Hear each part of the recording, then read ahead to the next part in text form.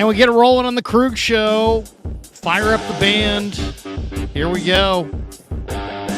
Hope everybody's having a great day. It is July the 24th at 8:30 on the West Coast, 11:30 on the East Coast. And somebody sent me a note. Hey, man, you don't talk enough Giants anymore. Don't forget your roots. And I was like, oh, man, God, I don't want to forget my roots. That's for sure. Can't argue that.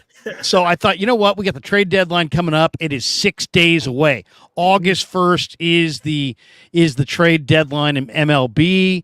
Three guys that have been doing an incredible job on Dan's channel, NorCal Sports Network, and give Dan a follow if you haven't already. I know a lot of people in the chat are people that are coming over from Danny's channel tonight. So, but you know, if you're here and you haven't been over to Dan's channel, it is called NorCal Sports Network. It has the California flag on there, and Los and Eric and Danny are going live after virtually every Giants game, I would say. Have you guys missed a game at all? Not lately. Sadly, Not lately. We haven't. Day game, night game, weekend, weekday. Serious overtime. They're seriously, they're burning the midnight oil. They're middle of the day in Arizona. I mean, it keeps me away from my therapist, so I can. But they're doing a great job over at NorCal Sports Network, and I would encourage all of you guys to check that out. We are, of course, brought to you by Pig and a Pickle, the best barbecue in Northern California. Check them out as well in Emeryville and Corte Madera. They're open 7 days a week now in both locations from 11 a.m. to 8 p.m. or until they run out. So Pig and a Pickle, the best barbecue ever. Check it out. The brisket, amazing. The brisket chili is absolutely phenomenal. I want to talk a little Giants baseball, and I want to talk a little bit about the trade deadline, and I think I've got some interesting new concepts to throw your guys' way. I know we're kind of, I don't know, before we get into trade ideas, let's talk a little bit about what we're seeing. The Giants are 54-47. Right now, the Diamondbacks are the number one National League wild card. The Reds are tied with them, so they're both, let's say, 1 and 2. The Giants are tied with the Marlins currently for that third spot. Philly's a half game behind the Giants and Marlins. Cubbies are then 5 back. Padres 5.5 back. Mets are 7 back. That's a key team because are they going to trade? We're going to find out. Steve Cohen said he wanted to wait until we got a little closer to the deadline to actually make a decision on whether or not they were buyers or sellers. The Cardinals are 9.5 back. They're sellers. And everybody else, Pirates, Nationals, Rockies, are pretty much done and have already committed that to the fact that they are sellers. But where do you guys put the Giants right now? Because the Giants have lost 6 in a row. They're not playing good ball since the break. Farhan went on KMBR and said, we're looking for a middle infielder because Crawford's hurt. Tyro's out for more time with the fractured hand or thumb, and Wisely, Schmidt's backslid dramatically with the bat. So Farhan's saying, hey, we need a middle infielder and we need pitching. But I watch all these games like you guys. This team is freaking anemic, and they don't hit a lick. And I don't know if it'd be. One thing I don't want to see is I don't want to see the Giants trade away any prospects of note at all, especially if they're not going to add a bat because they are just not scoring runs. And I don't know that you could add Sandy Koufax in his prime. It's not going to do anything for the Giants lineup. So why don't we start right there? Do you think that Farhan has correctly assessed the Giants' needs at the deadline? Is it shortstop, second baseman / pitching is the primary need, or has an offensive player maybe in the outfield become the primary need? Where do you guys sit on this? Yeah, I've been discussing this, Larry. I really think the Giants need to figure out exactly what direction they want to go. Do they want to be all in this year and try and win the World Series and sacrifice the future? Because if that's for them to be competitive, they're going to have to give up a lot. If you want to try and do what he always seems to do, which is pussyfoot around and get mid guys that are, not really game breakers, game changers, then you're probably going to be able to accomplish that. You're not going anywhere in the playoffs.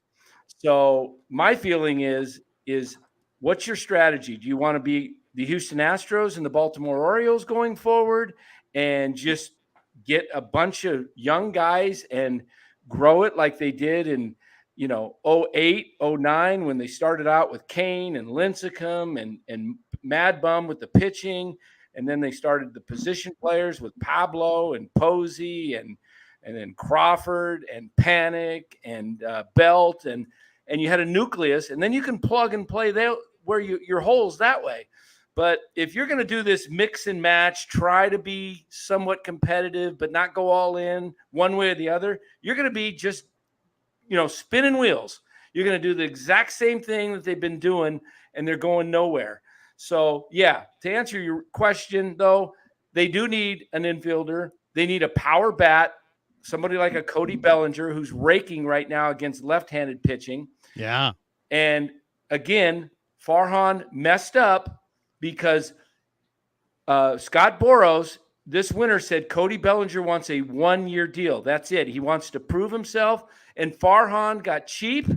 And instead of paying $5 million more over the asking price, he tried to get a bargain again, and he lost out.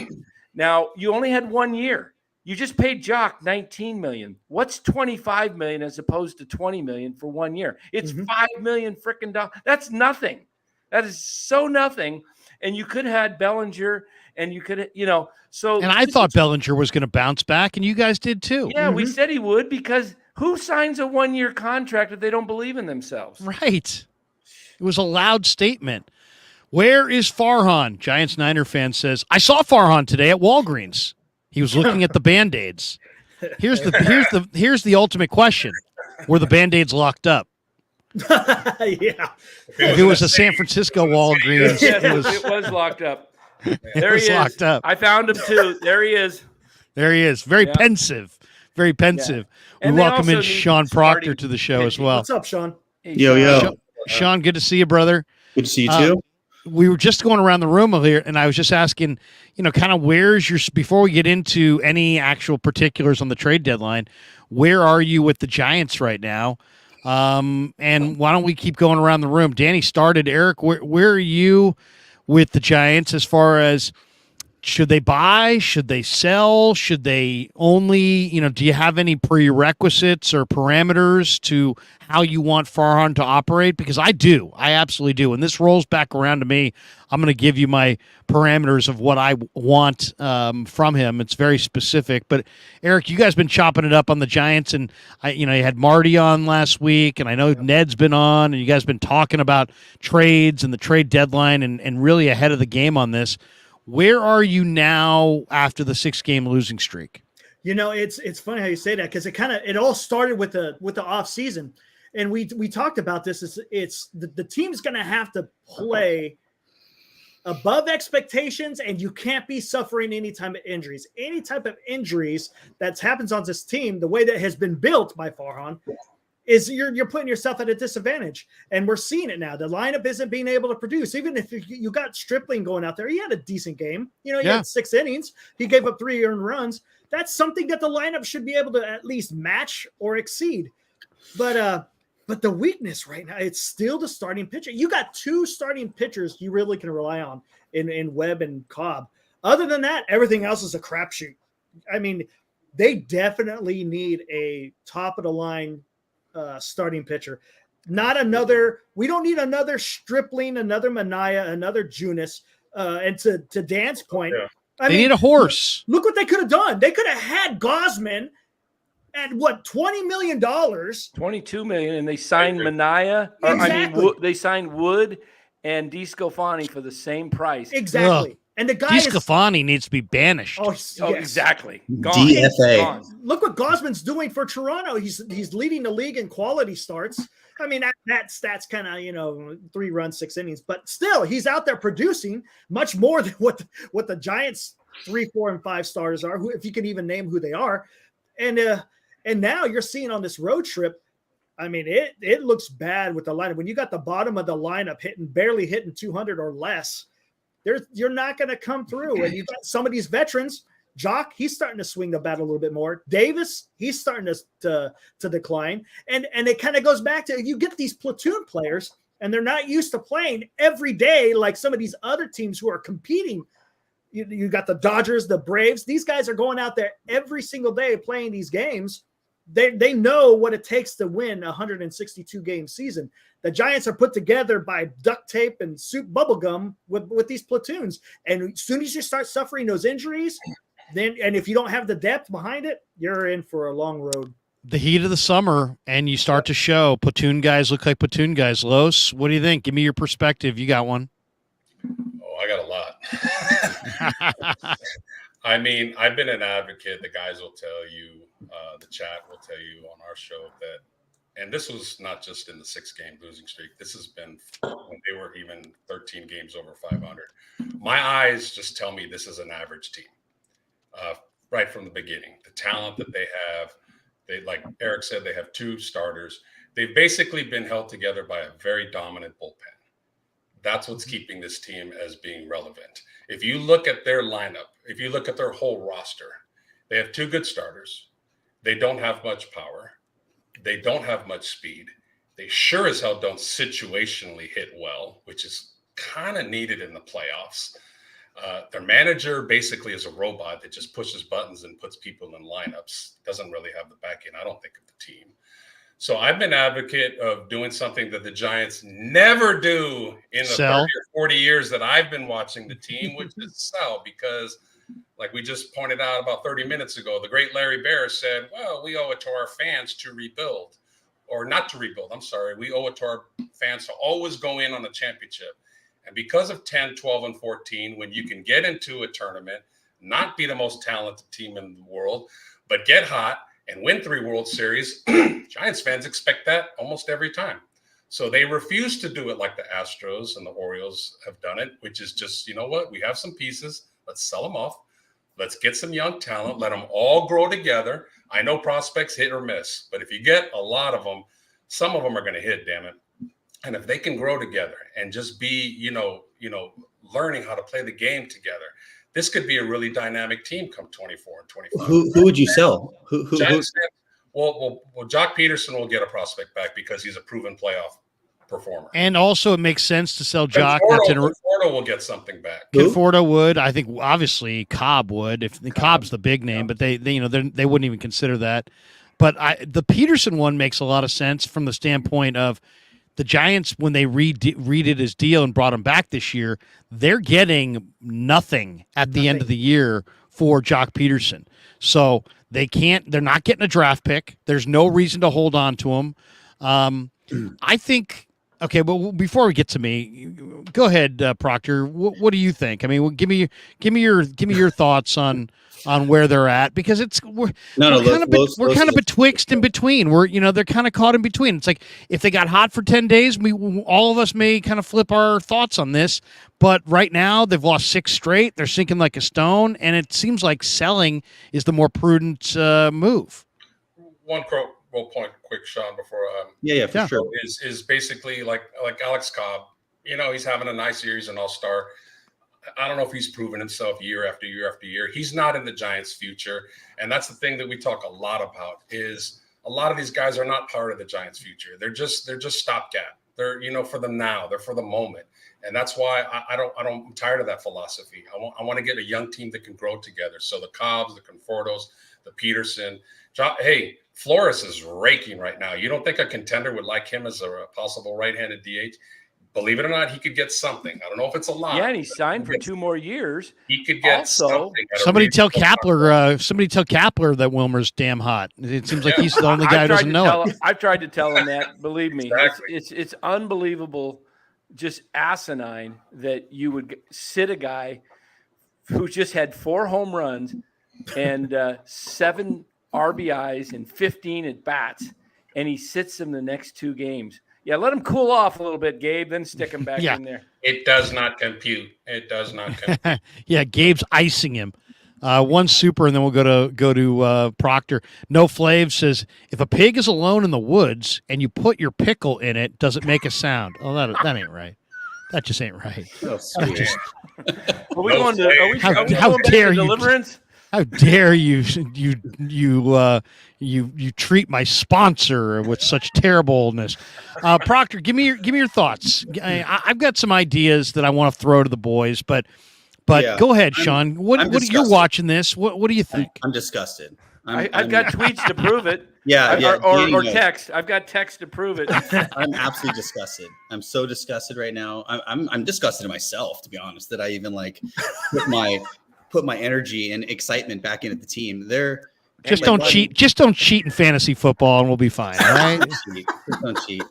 So like Los is right. Like and Eric's right. Everyone's right. Like the construction of the roster is flawed. The construction of the roster is flawed.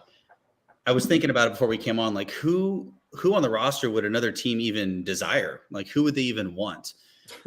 And yeah, you're right. Conforto can get something back. Jock can get something back. But then again, Farhan didn't even trade Rodon last year when he was going to get nothing. Didn't trade Bumgarner a couple years ago. He wouldn't trade wouldn't trade Rodon. No, okay, Rodon's been shit this year. I get it. But still, he was definitely a trade piece last year. Correct. Wouldn't trade him. So is he really going to trade Jock? I don't know. That's almost the exact same situation, even less, because Rodon was dominant last year. So I'm just disgusted. I'm disgusted with the way the roster is constructed. You sign Haniger, who's been hurt 246 games out of the last 2 years. And what do you know? He's hurt all year long. Imagine that. Who knew that the hurt guy was going to be hurt? Yeah, let's ask Trent Baalke about ACL injuries. Like Seriously. Guys who get hurt, they get fucking hurt, right? So I'm just disgusted. I'm disgusted. And I would probably, if you said you got to do something, trade or buy, I would probably sell. I'd probably sell everyone. Everyone other than I would hold on to Doval, and I would hold on to Matos. Webb. We talked about this. I would trade. There's Webb. about 6 of them. I'd trade Webb. I would trade it. I would trade everyone other than Matos. Trade Webb? I would trade Webb. Oh, I wouldn't trade Webb. He's on a good contract. Exactly. Maybe you can get something. Yeah. Exactly.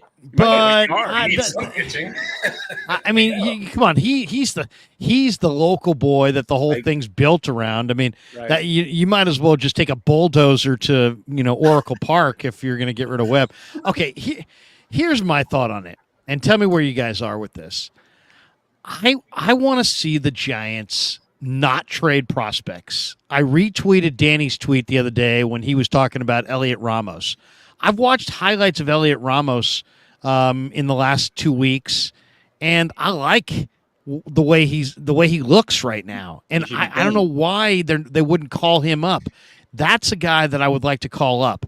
The other thing is, we'll get into it. I want to get your guys' thoughts on what you think the plan is with Marco Luciano, because I do find it very odd that they called a player out of AA who was hitting 228 and brought him to AAA.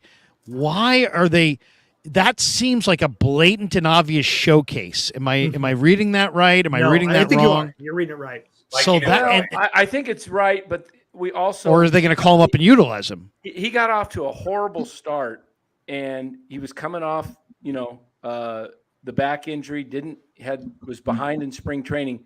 The last 70 at bats, he was hitting 300 and had 11 home runs. Not in those 70 at bats, but he did have 11 home runs, and he was starting to hit and show better plate discipline, according to the AA manager down there. So I think the guy's a stud. He's got major bat speed. Hit one out last night, yesterday, down the left field line. It was like on a tee too. He was like leaning back on his back leg and pumped it out. Looks pretty good in the field. I think this is what I've been saying, Larry. I think this team needs a jolt after this horrific road trip. And to me, these guys are deflated. They can't hit a lick. Why would you keep VR up when you have a talent like Luciano, who has so much more upside, and he's your future? Bring him up tomorrow. Send VR down. Bring up Ramos. Send Wisely down. Put Ramos in the lineup and Luciano, and that will give a lot of energy, just even in the crowd. Is Luciano on the 40 man? Yes, Yes. He is. Why not? Why, And you know what? why not do That's that? what we've been asking. You don't And I have to think- do anything but just shift guys. Just hey, you're Right. after you left Detroit today, hey David, you're not coming home with us. You're going to Albuquerque. It's called. And there's also another point in that where we need to look at too. And I don't think it was just his average of why he was promoted to AAA. Right around that same time is when Crawford went down on the IL. So maybe they know something more about Crawford's injury. Maybe they think it's going to be, lasting a lot longer than what they think it's going to Well, be. he'll be back Friday, but it is something you can't count on. This is the So I'm third thinking- time in a year he's gone on the IL with the But same as knee. far as a promotion, I said the same thing, Larry. It doesn't pass the smell test for me, especially when you got Wade Meckler, who's in a different position. I get that he's an outfielder, but he's batting 350. Right. That guy earned earned. Bring him Bring on. him up. promotion. I mean, Bring him you're up. scoring one freaking run a game. Anybody who can swing hit, bring them up. Have you looked at Casey Schmidt's at bats? Have you looked at Oh, I J.D. know. Davis's at Well, bats? how about VR? I mean, Danny highlighted VR with Try to pull- I try to love pull the that slow mo on the outside pitch that instead of going to right field, he's grounding. He's rolling the top hand and weakly grounding out to the left side. You know who that reminds me of? Aaron Who's that? Rowan. Aaron Rowan used to I fucking know. bowl That's a good over call. every at bat. Yeah. Larry, I mean- who was the guy in the chat that was ripping on us for Yaz having a great year this year? Yeah. Are you anywhere to be found? I'm looking. Seriously, I mean, are we gonna? Is Crawford's wife taking me out back and whipping me for saying that a World Series team doesn't have Yaz in center field? He's not even on the interstate. You gotta mess with your back. You should. No way. No, you kidding me? You kidding me? I mean, I'll be frisked and patted down every time I go to Oracle Park for the rest of my life. All fall on No. the sword. Okay. This is my assessment of the situation. Mm. They need to do something desperately, but they absolutely can't give away prospects, real prospects. But they do have one thing in abundance, and that's cash. They have a lot of money. And to me, I did a video on this today, and I want to get your guys' thoughts on this. I think the Giants, what have they emphasized? They've emphasized that they like homegrown players, or not homegrown, but guys who have local ties. And I think that's kind of wise. I like J.D. Davis, the fact that he's from Elk Grove, and I think we're kind of more of a provincial town than people think. And I think we like guys from here, and we'd rather add if they could add some guys who are from Northern California, I would like that. Free agent. Well, no, this is what I was thinking. Well, I'm watching the Tigers today. Would you take on Javi Baez's deal? Javi Baez is hitting 228. He's got a 264 on base. He's in year 2 of a 6-year, $140 million contract. He's owed $100 million. Now, there's no way I'm taking on $100 million. You want Torkelson with him? I want not only Danny knows what I'm thinking. Not only is you got Scott Harris over there, who Farhan used to be Farhan's right-hand man. I think Detroit is dying to get out from underneath the Baez. I think the Giants, with their hitting instructors, could force Baez to have a modicum of plate discipline that he does not have right now. This is one of the least disciplined players in the game. He swings at pitches in his eyes, 2 feet off the plate, pitches that can hit him. What do you think of this trade? Take on Baez's deal or some portion of it, maybe as much as $50 million, maybe more. And in return, you get both Michael Lorenzen, who's a starting pitcher, I don't know of note, but in this rotation, he could plug right in as your third starter. Yeah, And 23-year-old Petaluma native Spencer Torkelson, who's a power-hitting first baseman, third baseman, who's been slightly underwhelming, but he is in the big leagues, and he does have power. He drove in a run today, right? Torkelson, play him at first base in the future and see if you can rectify Baez's brokenness. And if you take on a significant portion of Baez's contract, one, you might not have to pay much in prospects. And two, they probably, I mean, I saw baseball people the other day saying that if the Mets are going to move Verlander, that Steve Cohen would have to pay almost the entirety of his $100 million still owed to him to make it a reality. And So I'm thinking of the Giants. I'd go after Verlander. He's healthy. He's pitching well. He's got a sub-4 ERA, and I'd even pay that $100 million to get him for nothing. You get nothing, yeah. Verlander for nothing just to take on the money, and then take on Baez, and maybe not the whole contract, but let's say half, and get Torkelson and Lorenzen for your efforts. The other deal of its ilk that I would do is, Paul Goldschmidt in St. Louis is owed $35 million for the rest of his contract. How about you go to St. Louis and say, we'll take $35 million of Goldschmidt, and we'll take Dylan Carlson, who's under club control through 2026. He's only 24. He's an Elk Grove kid. He's only hitting 230, but once upon a time, he was a top 10 prospect by Baseball America, and Dylan Carlson still has an 858 OPS from the right side. He's a switch hitter. He can play center. I think I would, Goldschmidt obviously rakes in the Giants park. What do you think of a deal with St. Louis, and maybe even give a significant player if they're willing to throw you Hicks or Flaherty or the lefty Montgomery, yeah, with Goldschmidt and Carlson? I'd trade one top prospect to get Goldschmidt and 24-year-old Carlson and a good starting pitcher. At least you're not. I just want to think of the kinds of deals that they could potentially make where they're not emptying their farm system. I mean, that deal that Bowden had the other day of 5 Giants prospects for Shohei. I mean, how does that work for anybody? That's not working for the Giants. What if the Giants go on a 10-game losing streak?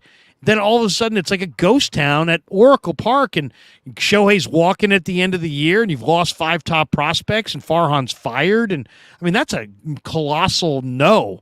But if you could get Dylan Carlson and a pitcher and Goldschmidt, I'd give a prospect. If you could get a Torkelson and a Lorenzen, I'd take on Baez's money. If you could get Verlander for nothing, for just be willing to pay the money, those are the kinds of deals I want to see. The Giants showed this with Danny. Who was the Angels guy they gave for Will Wilson? Oh, they got Zach Cozart. Zach Cozart. They took on Zach Cozart's $13 million, and for it they got Will Wilson. Okay, that was a creative deal. Now Will Wilson hasn't broken through yet, but I thought it was a creative deal that used the Giants' riches to help make it move.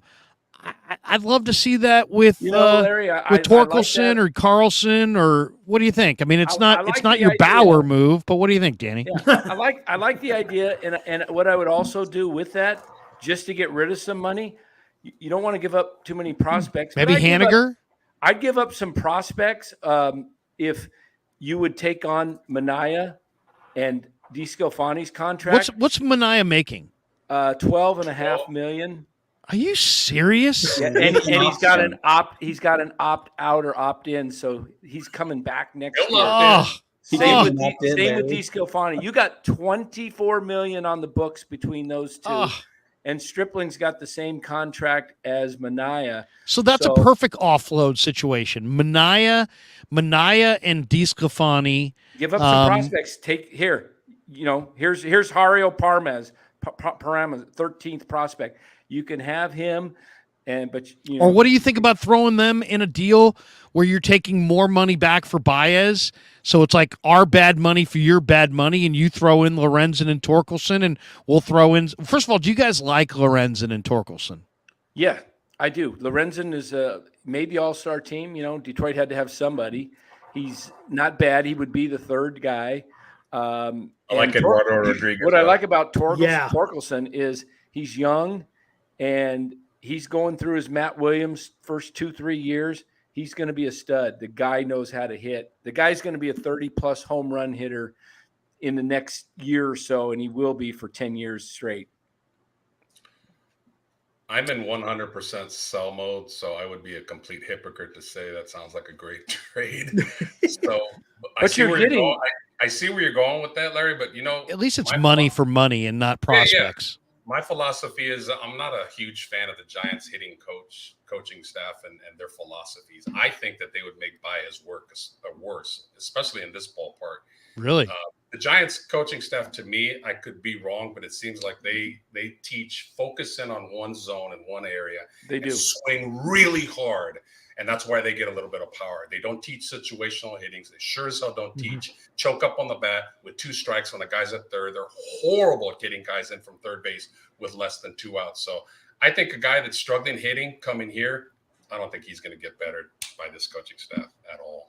Yeah, their philosophy is that, Los. They teach them to look for their pitch, and that's why you see guys that taking strike 3 right down the middle. Right down the middle, because they're looking for something different. You know, they're waiting. Just throw away 100 years of baseball where with 2 strikes you protect the damn plate and you swing at anything close. Let's just throw that out the window. Yeah, let's not forget we had 15 strikeouts today too. So that just kind of speaks.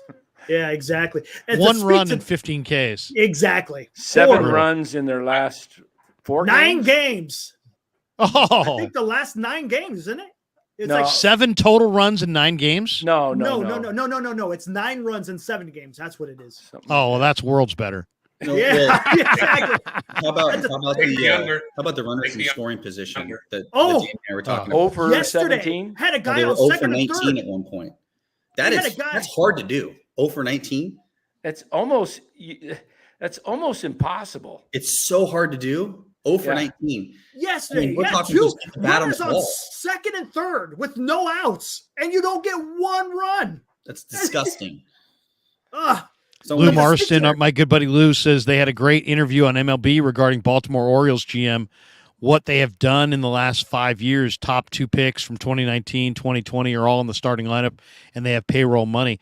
I mean, it wasn't that long ago, guys, that we all can remember. I mean, Danny and I feel like this has happened just in the last year. It wasn't that long ago that the Orioles were like the worst farm system in the sport. Yep. And now look at them. I mean, you look at that futures game. I watched that thing start to finish. They got all kinds of dudes. That Herstad guy they have who rakes. They got Holiday. They got all these guys coming up. Not to mention the guys that are already up. Yeah, Henderson and Yeah, Gunnar Henderson. So J49 says, what would Need Coletti do? Well, I think he meant Ned, but yeah. Ned told us, and I don't know, I'd love to hear because you guys had him on more recently. He's in Europe right now for a few days. He's going to be back at the end of the month. But what did Ned say? Because I talked to Ned a few weeks ago, he's like, I would not, if I were the Giants, I would not trade any guys who are part of my future at all. I would just try to focus on guys that I think we're not going to make it. The something for nothing kind of a strategy, which you don't necessarily get stars coming back, but you don't give away anything either. That was his mindset. What did he say to you guys when you had him on recently? Pretty much the same. Same thing. Yeah. Gigantic moth just flew in here. Oh my That's God. Chardol. Seriously. Jesus. It's Chardol. Jesus. Chardol. He's wanting This to thing's come a in. monster. He It's just has to Chardol. make an appearance somehow, some way. I'm going to have to right? murder a moth. Hold on a second. Talk amongst yourselves.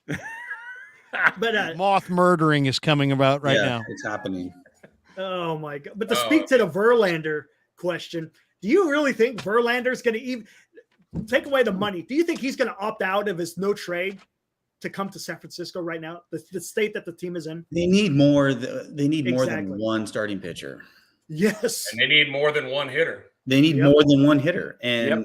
if you're gonna go out and get Verlander, you're not going to get to the postseason with just trading for Verlander. No. It's not happening. And to even get him, he's got to be willing to want to come here because he's got a No trade. the no trade. He's got the exactly. full no trade. But I mean, you know what? Here's the thing. I'm okay with them going after Verlander. I think Verlander in a lot of ways would fit in their culture. I think he's exactly kind of what they need. He could be a game 1 starter. He could help Webb. But you're right. I mean, it's a move that has to be done in conjunction with other moves. Otherwise, it makes no sense at all. You're going to acquire Verlander and everything that goes into the cost and the trade and try to convince him to come here, but you got some anemic lineup that can scoring 1 run a game. I mean, what's the purpose? So what, Verlander can pile up 7 or 8 losses between now and the end of the year? So that doesn't make sense. I think they got to get something back that helps them into the future. right? Yeah. It's not Mhm. it's not about just the present. It's got to be About the it's got to future as well. be into the future. Larry, I like your Yankee trade. About 2 weeks ago, we spoke about it. You talked about two of their prospects for Jock possibly, and they're Well, both yeah, I mean, there's another, there was a great article on Bleacher Report about guys who need a change of scenery. And one of those guys was Joey Bart. And Joey Bart's under club control with the Giants through 2027. If anything has happened this year, it's that Patrick Bailey has established himself as the future behind the Right. dish. So there's no doubt. Bart's hitting 290 with 3 home runs in his last 17 at bats or 17 games at AAA. The Yankees are looking for a catcher. They've got Davy Garcia, the little Pedro Martinez, kind of replica. He's a small guy who throws smoke. And then Estevan Florial. Florial's hitting 291, 21 home runs, 18 steals. I'd take that. I'd take Garcia and Florial for Joey Bart and maybe another piece. Yeah. That's the- building for your future.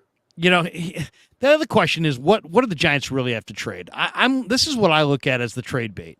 Tell me if you agree or disagree. Joey Bart, David VR, Mitch Haniger, if anybody will take him, just on a, if you're doing a salary flip and you're trying to do bad salary for bad salary. If you cross the deal, if you can cross the bridge of, you're not really contending, Alex Cobb. Blake Sable. I know that one's very painful for you, Danny, but I think he has value. Maybe one of the outfielders between Yaz, Slater, Conforto, Jock, maybe a couple of them. Elliot Ramos, because it doesn't seem like Farhan likes Elliot Ramos. Will Bednar, maybe Cole Waits. Mason Black is a hot arm that's doing well in their system right now. A lot of times teams want somebody who's doing well. The big question is, if the Giants could get a monster deal from a team like St. Louis, let's say you could get Tommy Edman and Flaherty and I'm working Dylan on Carlson. a big deal right here. I got a monster deal going with St. Louis. Would you move Luciano in a monster deal, or is Luciano? Do you guys view Luciano as untouchable? I don't have Luciano in this deal, but I've got some other guys. No. What do you guys think? Is Luciano? Do you look at Lucy? I mean, because I know Casey Schmidt's struggling, but Casey Schmidt's probably the future at third. Is Luciano going to be able to play short? I don't know. Boris says Dylan Carlson's hot garbage. You know what? I disagree. I mean, he's 24. I would much rather have Dylan Carlson than the donkeys they have in the outfield right now. There's no doubt in my mind. One politically part about baseball that I cannot stand is the whole, well, we didn't draft him or Farhan didn't draft him, so therefore we don't necessarily like him as that much. And it's just like, it's almost like putting your personal agenda over the team. If a guy like Ramos can help the team and he's balling, like, who gives a shit who drafted him? But you always hear that. I agree. And it drives me nuts. Like, that's not one of our guys. It's like, so what? He's a giant right now. He's not one of your guys. He's a giant. He plays for the organization. He can help the team. Bring him up. But you always hear that stuff. It's we funny. had to get rid of him. Bring in our guy. Good point, because you know what? I would much rather have Ramos DHing than David VR. Oh, you know what I'm saying? Yes. Come Hell on. yes. Look how much run that Wisely and VR are getting. But yet when Ramos came up last year and he smokes the ball when he comes up, gone he gets 2 days right later. back down. Yeah. I'd rather have don't Larry get it. Krueger, St. Ignatius grad DH over Villar, to be honest. I once hit in home run derby. I was before Jeff Friesen and after a receiver from the Raiders. I was hitting off Bill Lasky. The very first swing, I pulled both hamstrings into my ass. Nice. Very first huge swing. I feel both hamstrings pull, and I'm sitting there, and I've got to do the rest of the round with hamstrings just absolutely, which is ridiculous. When was this? This was years ago against Lasky. I was hitting off Bill Lasky. On the field. Yes, Oh, I was man. Jerry. Who was the guy? Jerry Porter, the Raiders receiver, came before me, and he hit like 4 tanks into the bleachers. And then Jeff Friesen was after me, and he had a couple of line drives. Ask Danny what I did. What'd you do? Oh, I saw that. Yeah, I think I might still have that on my phone. Yeah, I had a jack at AT&T during that one of those things off Lasky. Did you? Yeah. I actually hit a ball off the wall later in a corporate BP, but that was like when the stadium was empty. I When hit the it stadium on was YouTube. I have a video of it. My wife was videotaping it. It was like a season. Was ticket that the holder thing. was that the softball fields though? They Truck. Oh, No, I hit it over the Chevron. No, I know. I saw yours. I wonder if I hit one to the car during BP. look at Trock. Trock's like Larry tore his ass up. Yeah. Yeah, Thank I you, won a trip to Spring Canyon off the Giants. Did you really? Yeah, it was a season ticket holder thing. They were so fucking bad, and they felt so bad that they took all of our money that they're like, "Hey, come take BP on the field." Hey, In the October. Giants need a batter. There's a couple months left. How's your work schedule? There you Could you go. I make it? guarantee I could go the opposite way. I would not try to pull that out. Nice. I That's what I guarantee want to hear. I could guarantee I could get a bunch. Look at Los. Hell yeah. You know how I feel about hitting the opposite way where it's pitched. It's a lost Totally. start in baseball nowadays. First and second, get it hit the other way, move the runners up. I would do it. Do you guys believe in Marco Luciano? Look, 2 chats in back-to-back here. One from SC Baller 2187. He says Luciano is the most untouchable Giants prospect, which we all know that's not true. But then the next guy, Will Martinez, says Luciano might be another Lucius Fox. True. Nobody should be untouchable. Joey Bart was once untouchable as a prospect. That's a good point. Yep. The one thing about Luciano, he's got crazy bat speed, He does. and there's no doubt he's a big, powerful, athletic guy. So there's a chance you could look really bad if he gets it going. But as Eric pointed out, 228 in Double-A. So if you're hitting 228 in Double-A, in reality, how far do you think a guy like that is away from the big leagues? If he's hitting 228 in Double-A, chances are he's going to be rendered into about a 150 hitter in the big leagues. He's probably a solid year away, if not more. That's weird because Patrick Bailey was hitting really poor at Double-A, and he's come up and. Well, they had to because of injury. But he's hitting better at the big league level than he did at Double-A. Sometimes it's more. Sometimes it's more. It's like Some guys do, you're mentally like, Yeah. damn, I'm in the big leagues. I have to perform now. So Yeah, true. you're more sharper. You're more focused. So sometimes for everybody's different. Yeah, everybody's and Double-A is the Giants Double-A affiliate is in the Eastern League, is it not? Yeah. And the Eastern League is a tough league to hit in for sure. And I've heard scouts tell me in the past, if you put up numbers in the Eastern League, you're going to put up numbers in the major leagues. So I don't know. Where's Meckler? I'm a little. Where is Meckler ripping in the Eastern League? 350, like 354, something like that. Yeah. I mean, I'd like to call him up. Just he kind of reminds me when I look at some of those numbers of like Dan Gladden, if for you older Giants fans, who was tearing up the minor leagues, and then the Giants called him up, and he stayed. Same with Bill Miller, who tore up the minor leagues. They called these guys up. They never went back. Danny, what is your from Cupertino? Is he? Yeah, Dan Gladden was great. He went to Giant. Monte Vista in Cupertino. I actually have one of his game worn jerseys. He was he came up and was absolutely unbelievably hot. And I forget what they traded him for, but it was a terrible trade. Lois, you remember what they traded Gladden for? To Minnesota. Yeah. I'm going to look it up. Yeah, I'm going to look it up. I bet you Minnesota got over. I know we didn't get the better end of that. It was a pitcher, wasn't it? They traded Danny Gladden because him and Hack Leonard couldn't stay on the same team together. They got into a fight in the batting cages. Danny was a red ass. He was a Yeah, he red went to ass. Dianza College. He went to Fresno State. Let me see. Danny Gladden didn't take no Yeah. shit. I'm telling you, he looks just like Mike Schmidt. Yeah, call this guy up for God's sakes. Yeah. Danny Giants Gladden, March 31st. It was the end of spring training in 1987. God, the Giants could have used Dan Gladden in 87. He won the World Series. They traded no, that was 89 they went to the World Series. 87 No, they joined Minnesota won it. when right Minnesota after won the World Series. Yeah, you're right.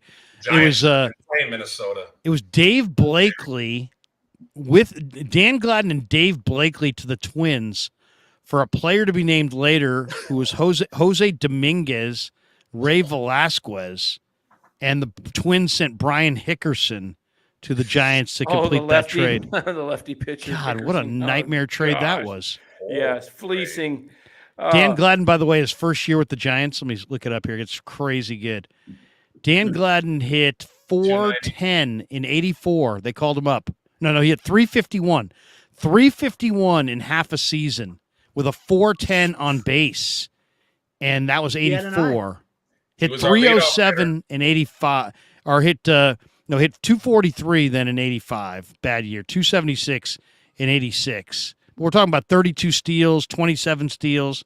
They sent him to the Twins, and he wound up hitting 312. Jeez. 312. That was Al Rosen that pulled that trade? I guess so. That was a terrible trade. That's surprising. That is surprising. I was a little smarter than that. So there was something. All right, I got a blockbuster here for you if you want to. Oh shit! let's hear it. Let's hear it. It's on. It's Here we go. This is wild. This is like stuff that this is like a 12-teamer, a 12-player, 12-player deal. Oh my! wait a second. God. Wait a second. 12-player deal. I'm gonna write it down. Hold on. Yeah, it's I'm writing it down. 12-player deal. And I just threw this out top of my head. This hasn't been thought out, fully vetted in my mind whether it would make sense. Wait a second. You know what will make your trade sound better, Danny? More credible? If I put this chat up first. Sports for Bay Area superfans said trade for Ellie Dela Cruz. Yeah, you probably couldn't even give up your entire farm system for him. Okay, so the chat says trade for Ellie Dela Cruz, and on that note, let's go to Danny. Now, whatever trade is coming next is going to sound more reasonable. Okay, go ahead, Danny. It's going to be wild, though. All right, Cardinals are hurting. Are they going to continue to go with the high contracts of Goldschmidt and Arenado? They're going to bring it back for next year. So why not get these guys that rake in the park? Dodgers want Arenado, by the way. Yeah. Keep So him from LA. Goldschmidt and Arenado coming to the Giants along with Flaherty and Montgomery. There's your two pitchers. Montgomery's a free agent. Jesus. Wow, Your this is a blockbuster. DeJong. Okay. And who was the guy you mentioned from Elk Grove? Was it Carlson? Dylan Carlson. Dylan Carlson. He plays outfield only? Center field. Center field, yeah. Okay. Left field, center field, right field. Carlson. And so you got 6 guys coming to the Giants. Who are the Giants getting rid of? Casey Schmidt. Wow. You're already tired of Casey Schmidt. I'm just saying you're going to have to give up something that the Cardinals were going to – if they're going to give up – I'd rather give up Luciano. But I'm giving Luciano up too. Oh, okay. And J.D. Davis, Joey Bart, Ramos, and Lamont Wade. And all those pieces for the Cardinals are controllable. But the Giants are getting back Goldschmidt, who's got a year and a half. Arenado's still got 3 or 4 years left on his contract. Flaherty's a free agent, right? I know Montgomery is. Is Flaherty too? Yeah, Flaherty's a free agent. And then you get Carlson and DeJong, who's got a couple of option years. So what happens is now you got a shortstop. I'd rather get Gorman instead of DeJong, but yeah, I hear you. Somebody maybe like that. But what you're getting is you're not having to because Flaherty and Montgomery are rentals. You don't have to give up your top guy like Harrison, and I went with I basically put in Luciano because of Bora's comments. He said he's decreased each year and he's got a bad back possibly. Is he going to be the star they think he is? But St. Louis might like a package like that because all those guys are controllable. Their catcher, Contreras, they want him out of town fast. Yeah. I mean, he's been awful for them. But he's signed. Yeah, but you might be able to pawn him off on somebody, But they would get, Wade could play first base, replace Goldschmidt. Davis or Schmidt, they can play in the infield. I don't know. It would really, if the Giants didn't make the playoffs, it would really, you got Arenado and Goldschmidt who are older players with monster deals. You got 2 starters who are both walking, and you're getting DeJong for I think a year after this. And 2 years after. 2 years, okay, and then you get Carlson for a few years, but I don't know. I don't know that I'd want both those starters Maybe just one. I guess, St. Louis I is have no gonna- problem moving any of those guys you had, really, except for Schmidt. I don't want to move Schmidt. I love Schmidt. I think he's going to be good. I think St. he's going to be Louis great. is going to want Harrison or Wisenhunt out of that one as well. Yeah. Well, and I'd They're much gonna win rather an arm. move if it came right down to it. And Farhan was coming on in the next segment, and he said, "Guys, I gotta move one of Harrison or Wisenhunt. Who are you moving?" I'm moving Harrison. I'm moving Wisenhunt. Really, Wisenhunt looks so damn good in that futures game. He's He got sure two. did, yeah. He's got two dominant pitches. He's got a tailing 96-mile-an-hour fastball, and he's got a crazy changeup that he can almost tell you it's coming, and you still can't touch it. The only He's reason got I'm control. keeping Harrison is because, again, he's local. Yeah, You might be able to keep him for years. people are saying and- Harrison. I mean, yeah, keeping Harrison just because People he's, are people he's saying from keep or trade Harrison? They're saying trade Harrison. I think. Oh, no, okay. Wait. How did I phrase it? I say, could you keep one or move one? If you were keeping one, who I'd would you keep? Harrison personally, I'd just keep because he's Wisenhunt. local. And Harrison's a little younger, and Was he's Wisenhunt got a starter or a bullpen guy? starter. And here's one thing that I've noticed out of these Call 'em both up. prospects that the Giants have in pitching. They got some great stuff, but not a lot of them don't have a third pitch. Wisenhunt has a great changeup, like major league level changeup and a fastball. Harrison's got a wipeout slider and a fastball. Mason Black has got a wipeout slider and a fastball. Some of these guys don't have that third pitch that So you they need. profile as relievers in some ways. Yeah, you might have to. Yeah. Or that's what they're probably going to be profiled as if you wanted them right now. The one that's to me, the one that makes sense to me. Well, first of all, okay, if I look at it this way, do you make moves that help you make the playoffs this year, or do you stay the course and make moves for guys that help you build for the future? Yes. I would prefer I- that method. If Yes. you're I think I going would to rather do one. like I'm okay with moving Luciano because I think Luciano is awesome talent and that will get a lot of return. Yes. But 228 in AA tells me he's a ways away and the back problems concern me. And I think he might be a little bit of fool's gold. But I think he also could get people to part with something significant. right. Like I might want to focus on the Cubs and go after Bellinger and Stroman because I mean, if you could get the Cubbies to give you Bellinger and Stroman, what is Bellinger? It's a 1-year deal, right? Yeah, and he's got an option of I think it's like a mutual option for $25 million or something. He could walk, which he's gonna. He's having a going to walk. monster year. He's gonna walk, yeah. Boris is his agent. He's looking for. Oh yeah. He's looking for that 6-figure, that $100 million 7-figure contract. He wants that 5-year 140 type deal. He's looking for something like that. And don't forget, Reese Hoskins next year is going to be a free agent, and he's from the Sacramento area. I like him. So that's a potential. Torn ACL though, right? Yeah, that's he's the come off- only thing. Yeah, that's the only. Couple But he's at soup- first. Yeah, and I love Reese Hoskins. I mean, hey, I'm a Sac State guy.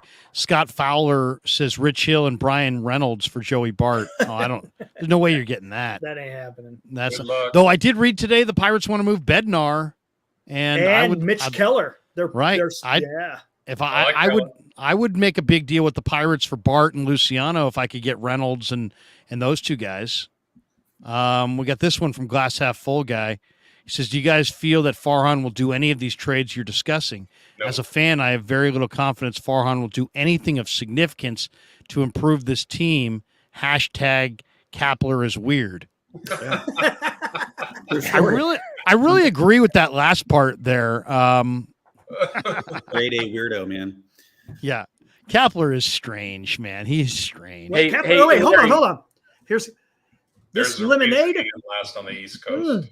They don't play. This lemonade is the best lemonade in the Central Valley, made in poured in a cup that's BPA free. I suggest you guys go out and get that Country Time lemonade. Did It's you guys see his fantastic. video where he talked about a fried egg?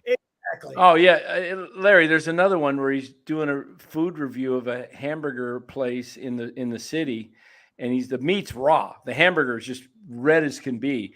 I mean, I'll tell It you was what. bleeding. I said this on my show the other night. Name me, and Larry, you would be the best guy to ask this question because you know every coach in every major sport. Name me a manager in baseball, a head coach in football, or a head coach in basketball, and you can add college football and basketball to that does food reviews, especially during their season too. Maybe the late Mike Leach. I don't know. Not too many. That's ridiculous. How about this one? Remember from spring training when he was in Arizona at that restaurant and Pavlovich was, what would you rank the pork chop?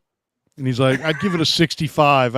On a scouting scale, I'd give it a 65. Yeah, Dude, he just did this. He just did this with Pavlovich and Laura Britt. I know. They've been no, he didn't just do it. They've replayed it 19 times on these rain delays. Oh, so that was when I see the rain coming, I start thinking about that question. Oh, okay.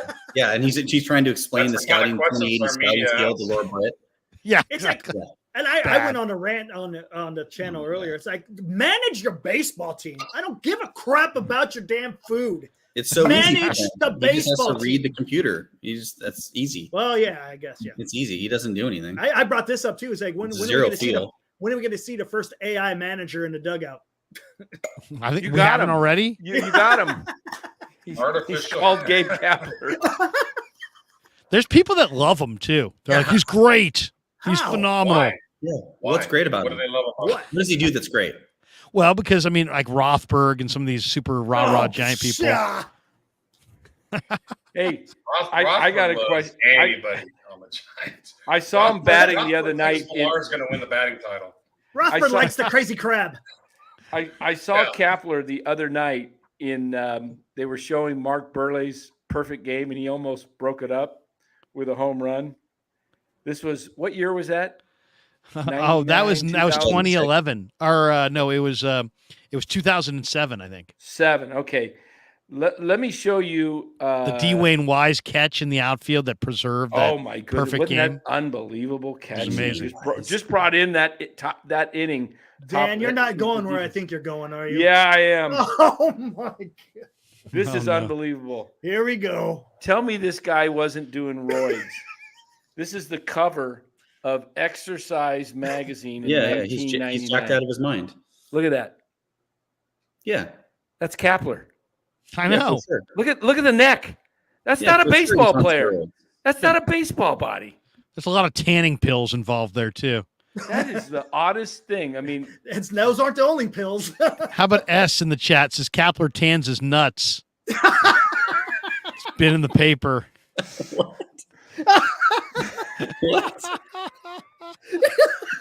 Oh man, a bad mental picture there, man. And in the paper. Oh What my paper? God. Wow.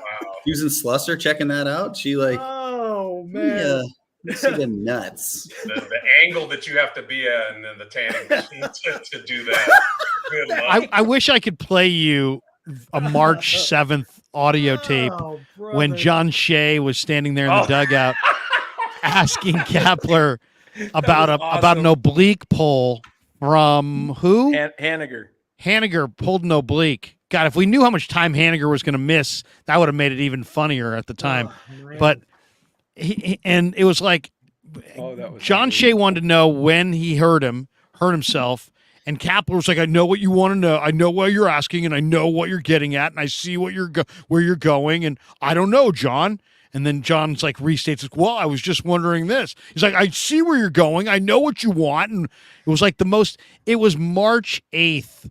It was like there should be no tension in the world at all on March 8th for a baseball manager. You would have thought it was like NLCS and the Giants were down 3-1, and it was like, it meant everything. It was Boach would have been like, yeah, I don't know. Instead, it's like it was the most anal retentive kind of. Oh, it was so bad. It was so. The dude bad. doesn't need his birthday cake. I mean, what else you got to say? There you go. But some people love him and think he's great. Luigi says, does Mark Willard like Krappler? I don't know. I'm not sure. He probably does. He did throw out a comment that he was. I was surprised to see it, but he said every time DeSclafani goes out on the mound, bad things happen or something along those lines. I was like, whoa, that was pretty big for Willard to take a shot at. Yeah, DeSclafani should be DFA'd. He's so optimistic. Man, please. Bye. See ya. Yeah, I mean, DeSclafani. I mean, gosh, and like we say, we've been on this show. We've all, Larry and I, nothing against the players at all. We like the guys; they're great guys. Right. But we're just talking about performance. Performance. Performance. Yes. If this is the major leagues, this isn't Little League where everybody gets a little participation trophy. I feel like Mania, gets these participation trophies for, he gets in the bullpen all the time, and it's like, you're going to bring him in? Really? You're going to bring DeSclafani in? It's like, wow. Glass half full guy says, I'd rather hear Los talk wrestling than Kepler do food reviews or opine on anything baseball strategy, and I'm not a big wrestling fan. Hey, look at it this way. At least this year he's steered clear of politics, because I think that's the one that really breaks up the room. True. Nobody wants to go political. I don't care what you think about politics, and the players don't either. And at least I think somebody obviously got to him and said to him, nobody cares. I love what Kyle says. This pork chop is a 65. Flores, you hit 4 jacks, you're benched. Boris says we need a Grant Cohn in the Giants media. Could you imagine if Grant Cohn went at Kepler the way he goes at Shanahan? I would love it. It'd be incredible. Oh, man. That'd be pay-per-view. Absolutely incredible. I mean, seriously, somebody ought to sponsor some media person to just go in there and just absolutely ask him every question that needs to be asked, instead of they've got like this 5-member inner club that like everybody's like either, I don't know what the heck's going on there, but it's weird. My favorite in spring training was 2 weeks into spring training. You missing home? You're homesick? You're homesick? I'm like, you're in Arizona, dude. It's like, dude, can you be a bigger dweeb? You know what I mean? My goodness. Is that Pavs? No, we won't say who that was. Yeah. You'll have to dream it up yourself on that one. I won't give that one away. Hey, my nuts are dark, so it's all good. Gene Kirsten says, when are we going to do the obvious and bring Will Clark in to manage? Never happen. It'll never. Not with Never this. happen. You know why? Because Will Clark loves his lifestyle. He doesn't want that day-to-day grind of being a manager. He loves his life. If you asked him to do it with the Giants, though, if he was with the Giants, I believe he would feel like Farhan would have to be gone. He was asked to be like vice president, the running mate. My duty to my country. Will would be like, my duty to the Giants. I'm there. Will Martinez says Howard Eskin on WIP in Philly had a field day with Kepler. They did more than run him out of Philly. Now Kepler sips wine with Amy G on NBC Sports Bay Area. Yeah, I got to go back. I got to go back and listen to some of the media talk from Philly. I mean, if he's the same as he is now as he was back then in Philly, I bet they ripped him. Boris says, Larry, get me a media pass. I'd do it. Yes. I mean, MF is ripping. He says the Giants beat writers are weird. I get no information I want. The Niners beat writers are very transparent. Well, the Niners, it's the bigs, man. It's like there ain't no hiding anywhere. You get the feeling like everybody's been told, like somebody passed around a sheet at the Giant thing. Hey, if you want free potato chips or whatever in the press box, you will only ask these kinds of questions. Everybody is soft peddling around Kepler. You can hear it in the tone. Nobody ever asks just an unfiltered, hey, what's the deal with this? Everybody's like, have you considered this if you possibly could that? And it's everybody's measured like he's like some badass is just going to bite your head off and you're going to be banished from the room. Yeah. It's a weird deal. It's if I was in that locker room after when they were in Washington after Friday night's game, I would be like, Wilmer Flores just hit 4 home runs, and the last home run he hit yesterday was off a right-handed pitcher. Why was he not in the lineup tonight? Right. That would be like there'd be like 19 people wishing you dead. Yes. Seriously, there'd be like people going, I wish Dan Coccimilgio was just dead because he's upsetting our picnic. The funny thing is Kepler's head would just explode.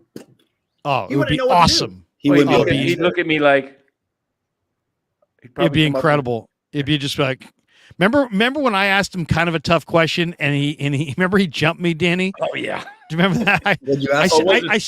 I said that RJ Dabovich. Yeah, I said RJ Dabovich looked like he had pretty good stuff the other day, huh? And Arizona State kid. And he was like, no, I disagree with you. I was like, okay. I mean, it was just like, talk about a guy who reads his press clippings. Michael G says, Larry, it's frustrating. You say, they should ask anything, but you won't attack people on CanBR. Well, I mean, you're asking me to attack people who are my friends, or people that are, that I've are friends with my family, and we vacation together and we've spent years together, and you want what? I'm gonna randomly attack what? Talk show hosts for what? I mean, it's not quite the same. I hear where you're going, but it's not quite the same. What do you guys think ultimately Farhan's? That kind of sounded like Kepler. I see where you're going. I see where you're going. I see where you're going, Michael G. My hand tattoo says no. Okay, what do you think Farhan ultimately? If you had to predict, if we're going to go around the room here and predict, what does Farhan ultimately do? Ooh. Do you think it's a? Do you think it's a shortstop? Do you think it's a second baseman? Do you think it's a pitcher? Do you think it's a hitter? It seems like he loves to make moves, and whether the Giants are in it or not, he just quality. So he's not going to trade for anyone of substance. Yeah. Nope. It's probably be a bunch of B-level 4A players. He's like, oh look, I traded Bart and I got like 5 4A projects. Exactly. It goes to my point that all he wants to do is win the deal, not to improve the team. Yeah. He wants to win the deal. Right. Win the deal. I think he comes up with a shortstop like Paul DeJong, and he gives up, a prospect like could be someone even like that's a couple years away, like Arteaga or something, who's a shortstop. He plugs in, and he's doing well, right? Arteaga. He's doing okay. He's not hitting much, but they drafted so many shortstops this draft that they're going to have guys. They got 4 shortstops in the draft, plus they've got other guys. So I think he gets somebody like that. I think he gets a starting pitcher. It won't be an ace. It'll be somebody like Montgomery. Like a Montgomery. Montgomery is a pretty damn good pitcher. Yeah, he's a good pitcher. He's good. I got it. And he gets maybe an outfielder. One of the deals that I had, I thought, why not? You really need an infielder. Why not give up Austin Slater and one of your, top 12 prospects or something to Toronto for Whit Merrifield, because Slater replaces. How many? He's younger. You replace Whitfield or Merrifield's outfield, but Merrifield becomes your infielder, your second baseman while Estrada's out. And then when Estrada comes back, you can put him in the outfield, Merrifield. That guy's fast. He's fast as shit. Right. But I don't think Toronto will do it. But if you gave up enough 1 or 2 prospects along with Slater, because Toronto would want somebody to replace Merrifield right now. And I think Slater, Merrifield are fairly similar when it comes to the plate from the right side. So that's the kind of deal I would try to make, because, you're getting what you need. You need a middle infielder, and then you got Estrada back. Now you got your outfielder. So Boris says Farhan's going to trade for Colton Wong, who's having a terrible year. Haruku Atoki says he'll add Tim Anderson, the White Sox That's where I was going shortstop. to go. That's where I was going to go. Really? Well, Tim Anderson's having a terrible year, right? I don't 215. think that he's a change of scenery. So I know what I want Farhan Won to the do. batting He's not title in going 19. to. No, this is what he's going to do. He's going to get his shortstop and his starting pitcher from the same team. He's going to get Giolito and Tim Anderson for Luciano, Ramos, and another player. They have things to trade that Gross. more so than in the past, because I think the Luciano promotion has got to be about showcasing, and I just think that he's gonna. I think Luciano's the piece that Farhan's hoping he can get a deal done with. That would be my guess. And Luciano's is just enough of a tease to maybe be able to fetch. You know what I mean? He's just enough of a guy. I'd love to see Brian Reynolds back. Never wanted to see him go. I wouldn't mind getting Bednar from the Pirates. I think that would help their pen. I would love to get Luis Robert from the White Sox. That's who I really want. He's got 28 home runs. Yeah. That's who He's I gonna cost. really want. Like He's a young gonna guy cost. that you can build around. You see that dude in the home run derby? Everyday center fielder. Yeah. And as far as That'd be Tim nice. Anderson goes, the Giants have a history of taking chances on guys that are struggling. Pat Burrell, Cody Ross, and then all of a sudden they come here and they catch lightning. I heard on the radio he's dealing with some personal issues. Tim Who is? Anderson. Tim Anderson. That's why he's not doing that well. Oh, No, they didn't elaborate, but supposedly maybe he's change dealing- the scenery would be good. The guy's a proven hitter. I'll tell you what I would do is I would have no problem making a big deal and trading real prospects if I could get like of Andrew Vaughn. If I could get a Vaughn, somebody who's a for sure foundation piece. I think if they can get one foundation piece player, that's probably what I'd try to do here. But I get the sense that Bart will get moved, and I get the sense that maybe Luciano would get moved. There's a lot of the guy that's kind of intriguing to me is McMahon, the Rockies third baseman / second baseman. What do you guys think of McMahon? I like He's him. got power. He's got pop from the left, yeah. Maybe get Bard as well. I wouldn't mind seeing him get another back of the bullpen guy. Oh, Justin Lawrence with the Colorado. Bard, maybe. How about Bard? Yeah. You should see that slider that Lawrence has. It's nasty. Oof. Hey, the Giants. Shit, here's they their had a guy like that. They had Gregory Santos here, and they let him go for nothing. Huh. He's He's nasty. And he's with the White doing Sox well. now. Yeah. Nasty. They had him. Danny Gladden all over again. Lou Marston says Stewart Hall Lions grammar school graduates have respect for good friends. There you go. I don't know how you trust a lot of with Farhan. Only name Look dominated. at Farhan's. Come on, stop. You know how to throw that in. Look at We took- Farhan's 3-year deals, though. Look at all his 3-year deals. Tommy LaStella. Where's Anthony- Yeah, gone. Anthony Pumping gas DiStefani, somewhere. 3-year deal. How's that working out? Haniger, first year of a 3-year deal, not working out so far. Who else is he at? Alex Wood I think he got a 2-year deal. Mania and Stripling, both 2 years with opt-outs. Conforto. What's his best move? J.D. Davis, and then the free agents. Is it, though? of Gosman and The Gosman. Chris Bryant deal wasn't a good deal. not that great. Gosman and Rodon were great, but he let them basically walk for nothing. Although they did get a draft pick for Rodon. They got the 69th pick. They got Joe Whitman to Kent State. That Good knowledge. well, maybe supposedly was the top left-handed starter in college baseball in the draft. So who knows? But here's a situation with what's going on right now. Just looking at a tweet from Bob Nightingale. 5 teams in a virtual tie in the Zany National League West wild card race, all with 47 losses after the D-backs lost to St. Louis tonight. So Cincinnati is 55-47. Arizona, Miami, and the Giants are tied at 54-47, and the Phillies are 53-47. Only 3 of those teams only 3 of those teams make it. The other 2, and then you got San Diego that possible, although they got beat by Pittsburgh tonight. San Diego could make a run, and there's some talk that San Diego may be buyers.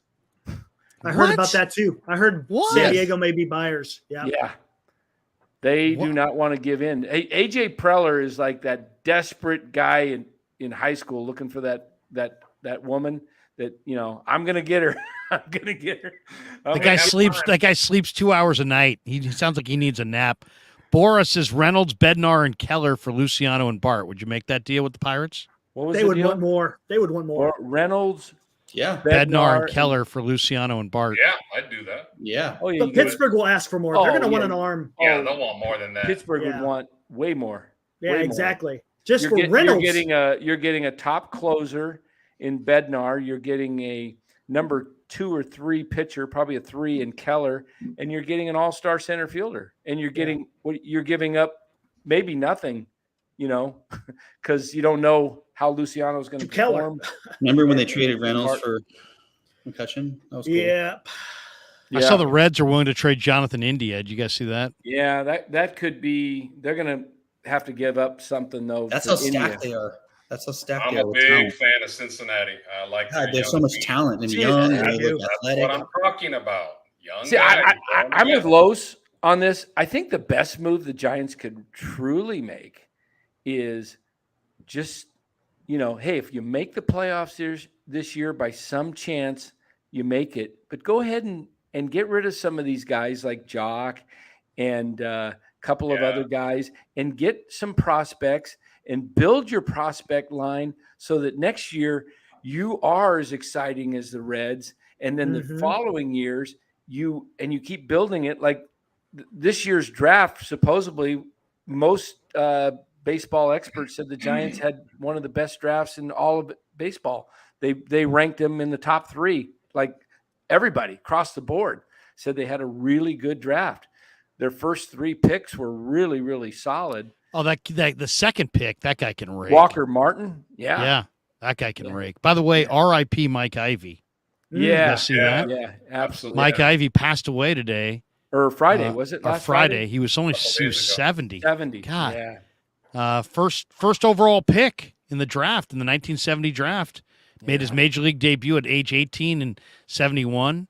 And had a 6-game cup of pressure on him. coffee.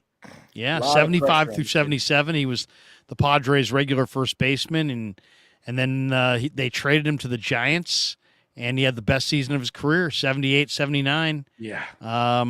He hit 296 in 78 and 79, and had 38 home runs, 32 doubles. Big right-handed hitter with major power. McCovey couldn't get his job back at first base. He had to kind of play part-time with Ivy swinging at the In fact, baseball. didn't they send McCovey away for a little bit and then But he came back? and He was back by he was McCovey back came by back then, to the I think. Giants in 77. That's right. 77 back. and retired in 80. Yeah. I was at that game with the grand slam off of Don Sutton. I remember it so well. And I afterwards, I've got it taped. Lon Simmons call, one of the all-time great calls of Lon Simmons. The Chevy Chevette inning. Yeah, it was Mike Ivy, a grand slam. It was There deep to left, way back, way back, way back.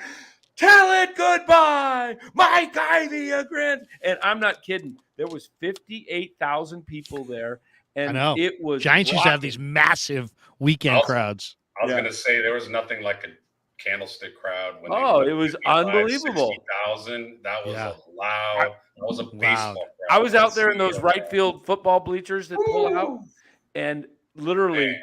I could feel those moving. And then above me, it was just like, man, the place you could be jumping up and down above, Shaking. it was just shaking. It was just unbelievable. It was like Don Sutton and, Tommy Lasorda had to, and then all those Dodgers were walked down to the right field line after the game and everybody's yelling at them. And it was just, Hey, somebody's asking about does Hunter Bishop? Where's he? he's Hurt? still with the team. He was Farhan's first pick. Had elbow surgery. TJ. Did he really? Tommy Yeah, John TJ. Easter. He's had nothing but bad luck. he is due to be rehabbing anytime. He's down here probably in the Arizona. They have what they call the Arizona, what is it? Something league. It's not the construction or whatever. Instructional league. Yeah. Is ACL or not ACL, but anyway, they got a Giants black and Giants orange. They got two teams, and a lot of these guys down here are rehabbing right now. Even like Estrada and Luis Gonzalez is now playing some games, and he may be available in about 3 weeks. That's one of the guys that actually is a nice hitter, a guy that slaps the ball around. Luis Gonzalez. Yeah, he had back surgery in. Well, maybe that will. March. They could definitely use any bat at this point. Michael G says trade for Corbin Burns. No, they're in it. Yeah, The Brewers are in it. Milwaukee's not trading Corbin Burns. No. Michael G also throws. He says, Larry, again, sorry, didn't mean for you to rip Canby, our host. Just frustrating. They don't ask the questions they should. And That's I'm more sure the they press, right? aren't Not allowed KBR. to. Yeah, I mean, That's more the print press Well, that don't ask the tough stuff. pretty much. To Danny's point about going young, you guys remember in the 80s, the Giants were just crap for a long time, and then they went young in 86. You got to love these kids, and it propelled them for the next 6 or 7 years to be a relevant team. They took a chance on their youth, and that's what we want to see. Well, some of us do. Yeah, no, and this year has been, I mean, heck, Bailey and Schmidt and these guys, Matos. I'm enjoying watching some of the young players, even if they don't win this year. Let's hit two other things here. One is obviously the elephant in the corner of the room is the pending free agency of Shohei Ohtani. And let's talk about that for a second. What do you think? Because, I mean, if you said to me, what should be the focus of this trade deadline? It's like really hard. Like we could debate this for hours. We're all big, supporters of the Giants. We want to see them do well. But if we really wanted to have a realistic discussion, what do the Giants really need to get done at the trade deadline? I'm not sure if they need to trade themselves into contention. Right. I'm pretty sure that I don't want to see them trade away a lot of prospects. But I would say if you said, give me number one objective of this trade deadline, I would be to make their pitch to Shohei Ohtani more attractive. And I'm kind of wondering what you guys think would, if we're now putting our minds into Shohei's mind, what could the Giants do or who could they trade for in July to put them in a better position for Ohtani? Is it a starter? Is it adding a Verlander? So now you have Webb and Verlander, and a guy like Ohtani signs and he would slate in a rotation that already has, because their rotation is this rotation's beyond thin. They only have a couple of starters, and they're going to that guy that the opener guy 3 days a week. Or is it go get a Bellinger and add another bat to your lineup, and maybe Ohtani then sees he's got protection in the lineup. If we're trying to think like Shohei, what would be the Giants' priority addition to try to make a pursuit of him more realistic? What do you guys think? I think two players. One would be somebody like a Justin Verlander, who you can get, who has another year, and you can bring him here, and then you can tell him, you've got other guys. And two is someone like a Nolan Arenado to bat behind him. You have no protection in this lineup. Not one vet that scares you. Not one. Yep. So Arenado, right side, somebody that can bat behind him so that they don't pitch around him every time. Arenado rakes. He's got 4 years, 3 or 4 years of control. I'm not getting a guy for 1 year. And here's the other deal I'm selling Ohtani on. I'm offering him 8 years at $75 million a pop, $600 million, and I'm saying you get an opt-out after year 3. If we haven't proven ourselves, you're still young, we'll pay you $50 million to walk, and you can go get a new contract, and you get $50 million to do it. And that way you got him for 3 years for $200 million. And if you're good, he'll stay. If you're not, he'll move. but I'm getting me a star. I'm having 2-star pitchers in Webb and Verlander, and Ohtani's the third, and I got to have me a star player under control. I got to trade for him because I can't get him in free agency. No way can I get him in free agency. Is it more important to protect Ohtani in the lineup or in the rotation? The lineup. The lineup. There's no way. You probably need 2 bats. I was going to say at least 2 bats. One is not good enough. No, it's not. If you don't get a bat to protect Ohtani, you fans better go back to buying those rubber chickens. That's kind of why I was doing my Goldschmidt. Because they're going to walk him all the Goldschmidt and Arenado. Because Goldschmidt's 35 and he's only got a year left after this. So, but he hits. Christopher well. Walker says, "All I want for Christmas is Ohtani." This one also makes me think of a Dan tweet from the other day. Will Martinez says, "Make sure Ohtani never sees the Tenderloin or downtown San Francisco when doing the recruitment. Tell him Atherton is still San Francisco when showing him houses." Yeah, if I were the Giants, I don't think I'd ever leave Hillsborough. I'd just be like in Hillsborough all the time. But Danny, you made a point the other day that the city of San Francisco could actually have an impact on Ohtani and the disgusting downtown and the needles and the drugs and the all of the Walgreens, feces. reality. It's definitely reality. But I mean, Well, here's the deal. Some people push back and say, "Oh, that's big city America anywhere you look." But we all know that it's really, really bad in San Francisco. San Francisco's a joke. It's terrible now, but so is Seattle. Seattle's a mess, and downtown LA is terrible. Downtown LA looks just like San Francisco. Yeah. Now, people who play at the Dodgers, they don't live in downtown LA. They live at the beach. They live in Malibu. They live in Pasadena or someplace. Yeah, they live. Well, they don't live in Pasadena. They live in Santa Monica. They live, in Studio City, Manhattan Beach. So that's like that's the same distance as driving south to go to Atherton. Honestly. And the Giants had their opportunity with Ohtani, and he said no to the Giants a couple of years ago when they were trying to. When they see, part of that no was because they had no DH. They had no DH, but yeah. There's no way they didn't have a shot at him. Period, because he was. And not gonna we play all the know game. that he's going to the Dodgers next year. It's happening. Look at that lineup that the Dodgers have. And then you got Dustin May going to be coming back. You got Walker Buehler coming back. Kershaw will probably be back. And he's going to go to the Dodgers. Larry, I'm a big fan of trying to get those 2 Japanese players. Let's start them fresh. Murakami and the other guy that's a pitcher. Sasaki. Yeah, let's get them for $8 to $10 million each and let them blow up. Cost you more than that. Really? You're talking about the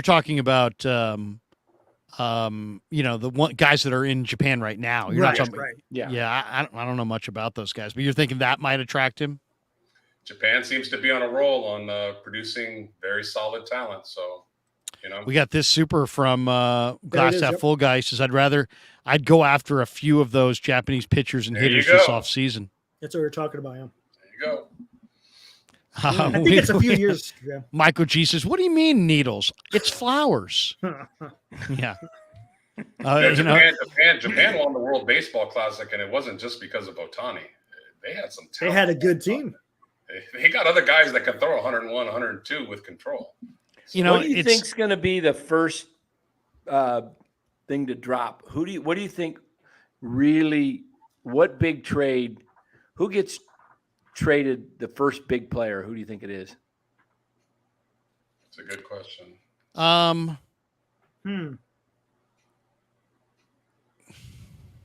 trying. I'm thinking of who's in the sell mode. I think maybe one of the probably Verlander. He's gonna probably go somewhere, not San Francisco. But he's got a no trade. He's got no trade. See, so it's all going to be depending on what he wants to do. Exactly. I'm gonna say Marcus Stroman will be the first guy to move.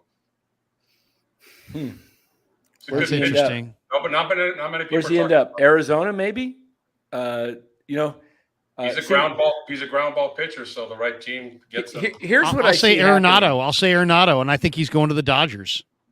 Ooh. I think the Cardinals and Dodgers will hook up on an Arenado trade. I mean, Arenado's a guy that can be had. I would go after him. I think the Giants. Here's their problem. Their biggest problem is the guy running the team, and he's cautious. He's not aggressive. The market's going to get set. He does everything for his own resume. So it's like he needs, as Eric said before, is totally spot on. He doesn't go into it thinking, what can I do to make my team win? It's like, how do I win the deal so people think I'm smart? Right. Yes. And he needs to be in front of this, because what's going to happen is Arizona's going to pull a trigger and get a starting pitcher. The Dodgers are going to do it. Phillies will do it. I don't think Miami will be much of a factor. But these guys are going to make deals, and then Farhan's going to wait, and then he's going to get the second tier, the third tier of players at the very end, and he's going to just do around the edges, and it's just frustrating. He's just never gone out and led the way, and just like, it'll be somebody that's totally underwhelming. Yeah. Yes. I mean, that's totally his move. Yeah. Marty mentioned he wouldn't be surprised if Harrison was dealt, which. And hey, Dan, to your point, what has Farhan said? He just came out recently saying he believes in this rotation and that they're going to be able to do something. It's like, really? Yes. This rotation maybe it is. Maybe awful. it is. He doesn't even have a rotation. He's got two guys. Yeah. It's ridiculous. By the way, MF says Giants should go after Juan Soto in 2 years. That would be nice. Is this actually Crab Sandwiches? He's quoting the Chronicle. He says, needles are strewn all over San Francisco streets. Here's why that's a good thing. That's not possible. I wouldn't put it past the Needles? Chronicle. Oh, No, he's saying this is like a headline that they have a story that says needles are strewn all over San Francisco streets. Here's why that's a good thing. Oh, yeah, no, they wrote that. Did they wrote that? Wow. Wow. That's the problem. Now, other big cities may have the same problems, but they're not going to put that in their main newspaper. I'll say this. When I went to the Super Bowl in New Orleans, when the Niners were there, whatever the year that was, 2013, we got there a week early, and I went and I bought the New Orleans Times-Picayune newspaper, the Sunday edition. And in the Sunday edition, there was an article about how the mayor of New Orleans had paid for a cleanup of downtown, and they had spent millions on this cleanup, and this was like a month before the Super Bowl arrived, and then they did a tour of the corridor and the downtown area, and it was still really, really dirty despite the fact they had spent so much money, and they quickly authorized a Disneyland level cleanup, right? Which is just like, I mean, think about it. If you want a real city to look like Disneyland, you're talking about major cleanup. Well, we got there. It was unfreaking believable how clean the French Quarter was. And I'd been in the French Quarter a couple years earlier, and it smelled like throw up and it smelled like urine, and it was just like disgusting, right? During that Super Bowl week, it was remarkably clean, like it's almost like they had repaved the entire thing. It was like brand new pavement. It was unbelievably clean. They had steam washed it, power washed it, whatever they had to do. All I got to say is San Francisco ought to do that for both Ohtani, any kind of Ohtani tour, and for the Super Bowl. Yeah, they will do that for the Super Bowl. They better. Sure. They better, because otherwise people are going to be writing all kinds of terrible articles coast to coast about how dirty San Francisco is. All right, how about this? We've been talking trades. Let's throw out a trade that you think is a realistic trade, because I have one. I'll give you a realistic trade. I could see Jock Peterson and Joey Bart to the Yankees for Estevan Florial and Davy Garcia. Giants get a pitcher. Giants get a young outfielder. They move on from Peterson. They give Peterson's roster spot to Florial. They get a little more athletic. They get a little faster. They're 29th in stolen bases. They have no speed to speak of. That's too good of a trade. I don't think Farhan would do that. You don't think so? To me, that's the kind of trade that makes sense. So that trade makes too much sense. Like it's. But I agree with what you're doing there, Larry. You want to sell, not buy. I'm in more of a sell mode. Yeah, I'm in more of I a mode of let's, because here's the thing too. Would you rather trade for Ohtani or sign him? Would you rather trade for Cody Bellinger or sign him? I'd rather save the money, divest myself of some extra cash, and go after some of these guys in free agency. Right. Because I kind of think the Giants are playing above their head. There was a great article at the break from Grant Brisbee, where he basically talked about the Giants as fool's gold offensively, that they're basically overachieving, and that their averages with runners in scoring position are so bloated, and that they're really offensively nowhere near as good as what they've played thus far. I think we're starting to see that reality right now. I think he's totally spot on that.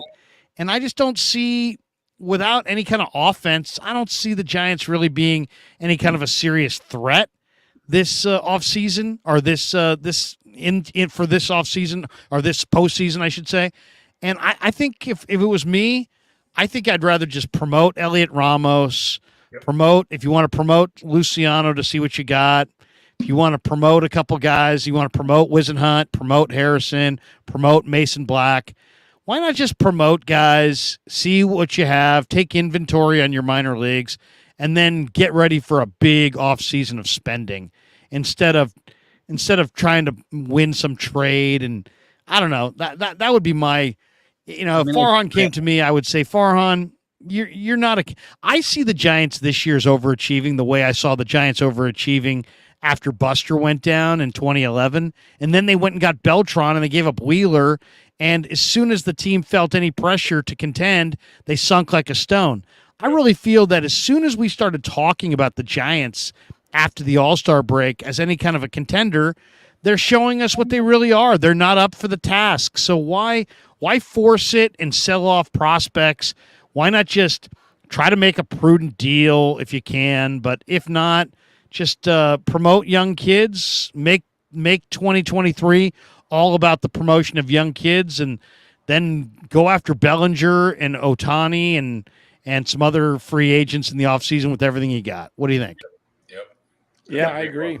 Well, we had the same conversation last year before I think during the season, we had the same conversation. We're like, they have cash. They got Mission Rock. They have all this extra money. They need to spend it in the off season where they need to spend it. And they spent it on Stripling and Mania and who else? You could have had Stroman for what you signed Mania. Yeah, I mean, there's all these had players Gosman. but we had this conversation, Larry. We talked about when they were trying to go after Judge and they're trying to go after Craig, and they're like, oh, they're finally going to spend the money. They didn't end up spending shit. They got a bunch of quantity over quality, and they still spent a little bit of money, but I just don't see Farhan doing that. Farhan and Kepler need to go, and they're never going to go because they make money for the board. For the organization. Yep. For the board. That's been the Giants' MO for 3 decades, though, even before Farhan. They signed Barry Bonds and Barry Zito. That's their 2 big free agents. Name me another monster free agent that they signed in 30, 40 years. What is that? That's Kepler's food review on Instagram. I'm not using the volume, just showing you what he's talking about. This place, this is just a couple weeks ago too. That burger's dead. I told you it's red. Yeah. Look at that. Look at bleeding. That. They just shot it out back. Yeah. Look at that. I mean, this is the kind of stuff that your manager in a pennant race is doing. You're right, Los. You're MF right. says, Larry, didn't you golf in New Orleans? I did golf in New Orleans, not during the Super Bowl. I was there in July years ago for the NAB radio conference, and I seriously, I walked out of the clubhouse to the first tee, and I was sweating more walking from the clubhouse to the first tee than I would in 18 holes in any round I've ever played in my life. It's awful. I lived down there for 9 months. Unbearable humidity. Oh. And it was an incredible round too. It was me, 2 guys from New Orleans and 1 guy from Indiana. We're playing this golf, this round of golf on the New Orleans Muni, which is built on a cemetery. Okay. Yeah. So, exactly. So we come around this ridge, and here comes the cart girl. Well, the cart girl in that kind of humidity is like, you might as well have just seen God, right? I was like, oh my God, get over here. I'll take a loan. I'll sell my house to buy a soda at this point, or a beer. So she comes over. She's like a Tulane student, unbelievably beautiful girl. She's riding around in this cart. As we're buying beers and snacks off of her, she coming over the ridge over the next little area by this little pond is a raccoon, right? And then as I walk up on this hill to look at this raccoon that's kind of walking over, I see there's like 30 raccoons, and they're all walking. And first of all, I've never even seen a raccoon in the daylight, right? I thought they were nocturnal. But this is, this is middle of the day in New Orleans, raccoons, like 20 of them. This girl cracks open a bag of corn nuts and starts feeding these raccoons corn nuts out of her hand. I swear to you, me and the guy from Indiana go, what the hell? Those things are rabid. Stay away. And the two guys from New Orleans look at us and be like, hey, man, ain't nothing. Down here, people have them declawed and have them as house pets. I swear to you. It's unbelievable down there. I could not believe it. And I said to the guy from Indiana, I'm like, dude, if you're in California and I invite you to my house for dinner and our pet raccoon comes downstairs, I mean, I can't even tell you the things that anybody would say. I mean, it would just be, you would be known from that point on as the guy with the raccoon. I mean, it was unbelievable. He said, yeah, down here we have them declawed. They're house pets down here. Raccoons. It's different in Louisiana, I'm telling you. I lived there 9 months, man. I used to go to people's houses for selling, and I was right on the Mississippi border. I'd go up. It was hilarious, man. Every story you can imagine you've heard, they're true. I mean, in some people's houses, man, you're talking just a different world. But I love that Cajun food, though. I'm not gonna lie. It's amazing. I did have some Cajun crepes at a party for CBS Sportsline at the Sheridan in downtown New Orleans, and it was like the greatest food I think I've ever eaten. I get invited to this party, guys. It was a CBS Sportsline party. There was 300 people invited, but it happened that it was the same night as like the House of Blues, some event going on, House of Blues in New Orleans. So like 35 people showed up to a party where 300 people were invited. Joe Namath was there. It was catered with all this incredible food. And I'm sitting there and they're like, eat up. He's like, yeah, there's 300 people invited here and there's 30 people here and ain't nobody showing up. And I sat there and ate these like crepes with like lobsters, with shrimp with like lobster sauce and diced up peppers and onion. Oh, it was the most amazing food I think I've ever eaten. Bora says Jock Peterson, Joey Bart, and Alex Cobb to the Yankees for Jason Dominguez. That's a sell. Good. I'm in. Oh, Yeah. I would do that. Jason Dominguez, he's good. Yeah, I don't know. I think it might take a little more than that, though. I think it would take a more high level prospect, and it might, yeah. But Nicole says, how come radio hosts play friendly and chummy with Kepler when he's winning until he loses a few, which you all said we would lose. Everyone said so, So I don't know. The Giants are in a weird spot right now because I think that they showed people that they were kind of in it. And now I think what we're seeing right now is reality, which is they're really not in anything. And yet Farhan is still in that mode of like, hey, we need to go for it. The whole organization is. Larry Bear says that. Farhan says that. We talk on our show, Larry, about what exactly does Pete Pachulia do? What is his role on this team? I know his business card says general manager, but what does he do? Is he an assistant general manager, right? Well, he's considered the general manager, which used to be the assistant. It's just a title. He's he's really the assistant, but he's the GM, and maybe he's there for the draft. I don't know.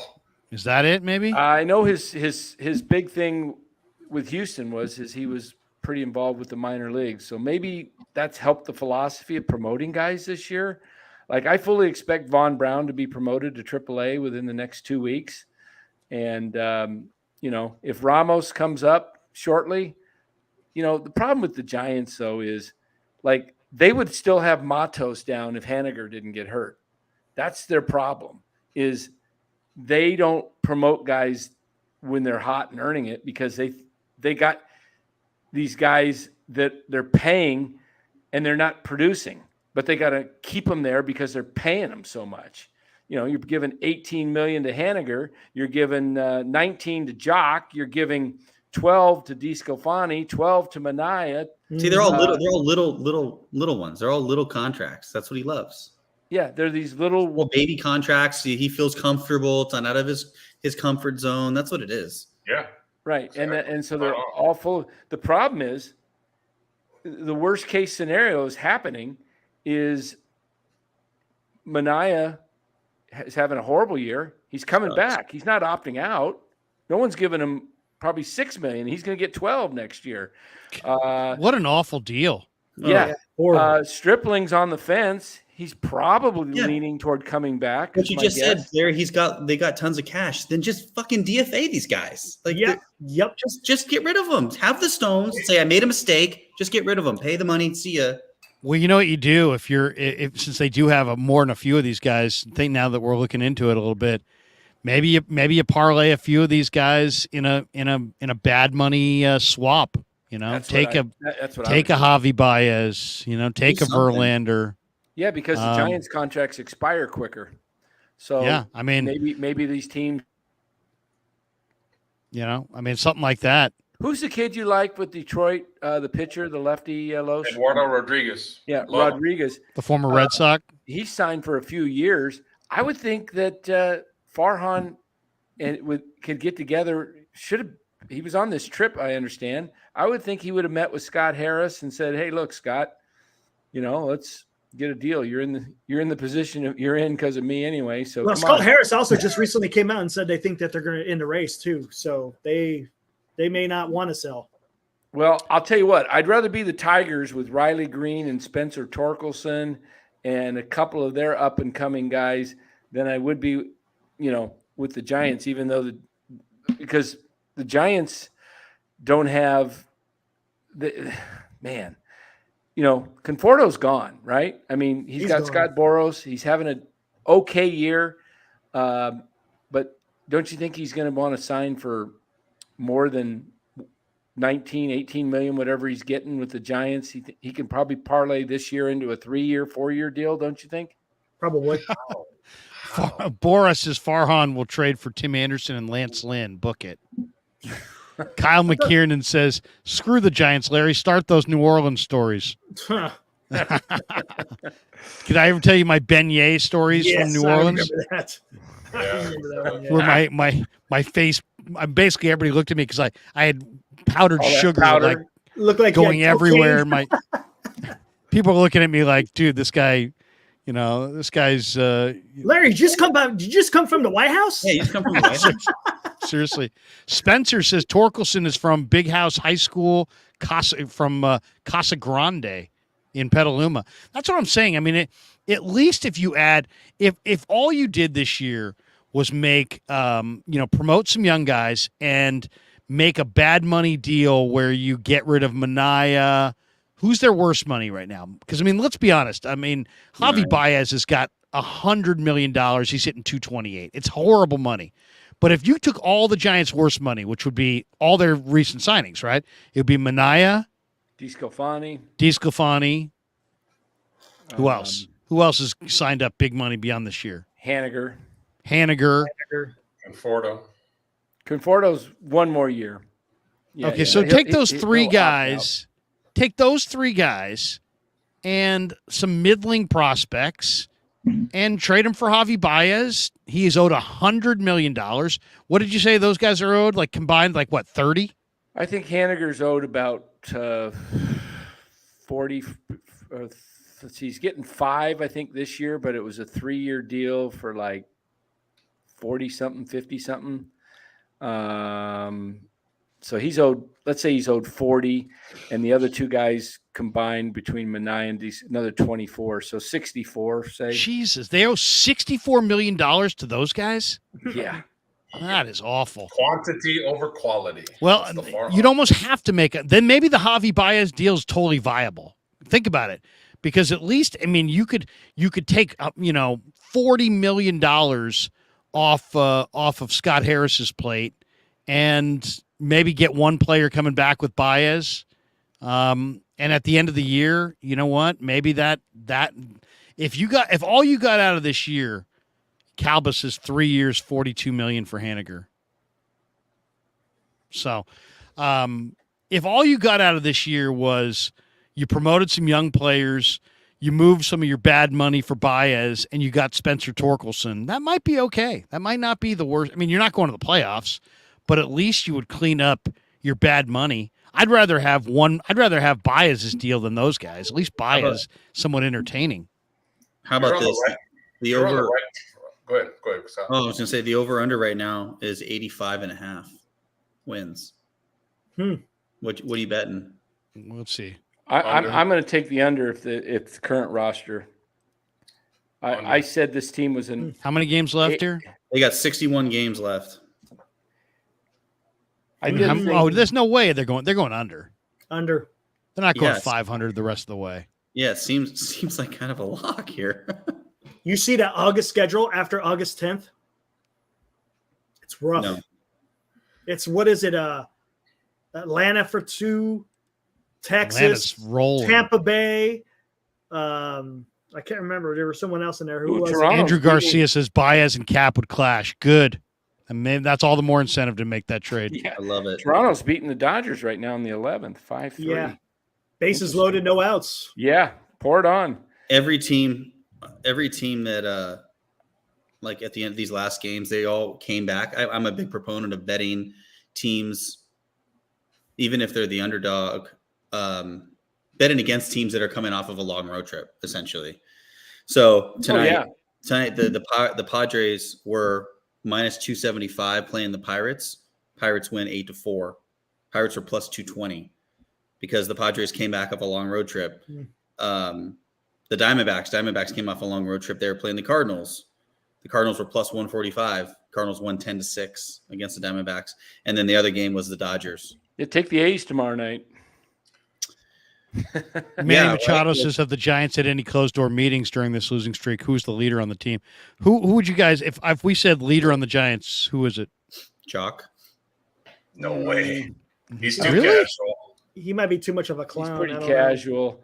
I think it's shit. It might be Bailey already, man. Even for a young guy, I see him kind of taking over. It's not Crawford. I'd say it's Crawford. It's Crawford and Webb. But Crawford's not the type, from what I can tell over his career. I don't think he's the type of guy to vocally. He'll make the playlist and he'll pick out your walk up song, but I don't think he's going to get up in front of the team. It's never a starter though. It's almost always like a position player, isn't it? Usually. Yeah. Usually, but they really don't have that guy. It might be Slater. He's the player's rep too for the for the team, and he's on the baseball committee, and he might.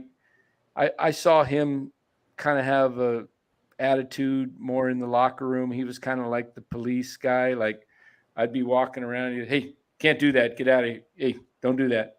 He's like, it's like. We're always talking about bad contracts, and that's the majority of baseball. But one thing we talk about on the show too, Larry, is the Braves. They identify a player young, and before he gets to the end of his rookie contract, when the price will go through the roof, they sign him. Ronald Acuna, perfect example. Julio Rodriguez, perfect example with Seattle. Point is, would the Giants ever do that? Albies, Riley, they did it all. Well, and they're opportunistic with trades too. Matt Olson, Sean Murphy. Yeah. Would the Giants go to Duvall and say, we're going to give you this much right now? Because if he keeps going at this rate, he's going to cost a lot in 2 years. Farhan tried to trade. Would they ever have the forethought thinking like that? Exactly. That's another thing that drives me crazy. Farhan tried to trade for Murphy last year, and he just couldn't. He waited too long. He couldn't win the trade, so he didn't do it. I would have loved Sean Murphy. Yeah, he does. Someone says Wilmer's the leader. He doesn't even barely even plays. he doesn't even speak great English. No, but the Giants. To answer the question, the Giants don't do that, right? They're just going to wait all the way until the rookie contract is done, and then they'll be too expensive and let him go. Kai Correa is their leader. If you really want to say it, because I mean, if you watch on the field before the game, he's the guy leading all the drills. Yep, he's the guy in spring training leading all of it. Yep, he's the guy calling out the defense. Kepler basically just kind of sits there and lets Correa do everything. It really is weird. Boris says, I don't think the Giants have a leader. That's what's wrong with this team. They have no true leadership. You know what's amazing, if you really think about it? The Giants have buffered themselves incredibly well with an army of yes men. Because, I mean, they're circling the drain, and yet basically the dialogue around the team is kind of positive. Yeah. You know what I mean? Yeah. Like you'd have to you would never know they've lost 6 in a row and that they've been this kind of, team that's anemic as hell and they've got all this bad money and, because the dialogue around the team is just so glowing. That's probably the problem. Yeah, they don't have anybody that's going to, Tell the truth. Look at this. Dump the spread. Boris is the computer is the leader. There you go. Yep. There you go. The computer. Yeah, it is a very, very strange. I mean, you had Hunter Pence leading the team back when he was with the team, and in that run, you had vets. This is a very kind of a chill team. It really is. The vets are very kind of easygoing. You got the Roger brothers. They sit in their corner and they just kind of hang to themselves. And then you got Crawford's on his own. And then they're just all kind of, Jock's interesting. I mean, I interviewed Jock and he's just like, yeah. He's like a too cool for school guy. Yeah. Hey, Jock. Anybody see the movie Liar Liar with Jim Carrey? Yeah. Oh, yes. You know what I'm talking about? I would love for 24 hours that Farhan and Kepler had to tell the truth. That'd be fucking priceless. I would love to see Farhan actually get excited. We suck. We really suck, man. That's just how it is. I can't pull trades because the city of San Francisco is horrible. Blah blah blah blah. Just tell the truth. Once. I would love it. All of a sudden, you're getting Farhan. He goes, I'm just too dang cheap. I can't get it out of my head. Dan, do you do a Farhan? Eat a lot. Does Dan do a Farhan impersonation? Danny, do you do a Farhan imitation? A little bit. He did it a couple of the other day. Yeah. Okay. Well, we're really looking after. We need a shortstop and starting pitcher would be nice, but the market's really tough out there right now.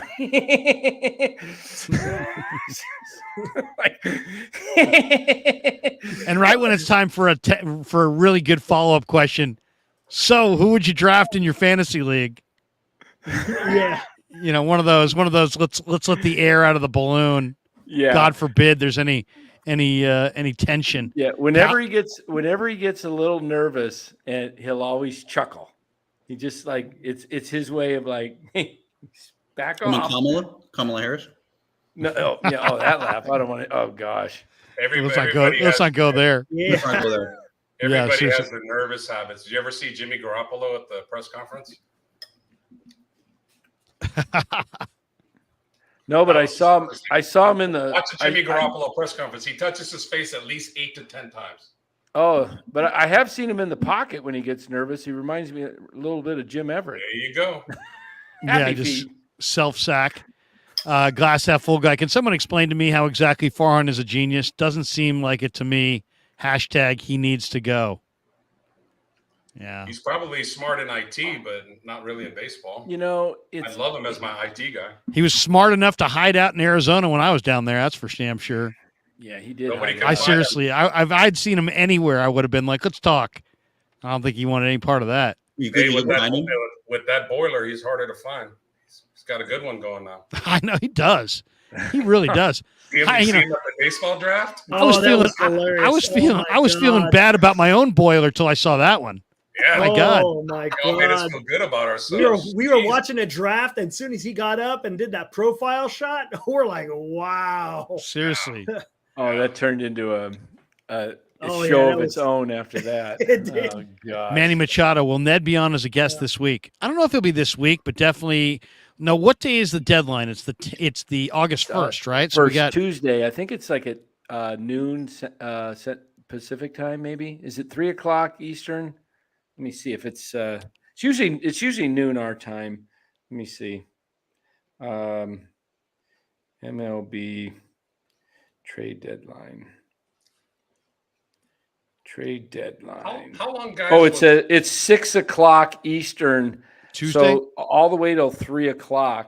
The Giants actually have 6 more games before the deadline. They have a game on Tuesday, the 1st, against Arizona, but it's a night game.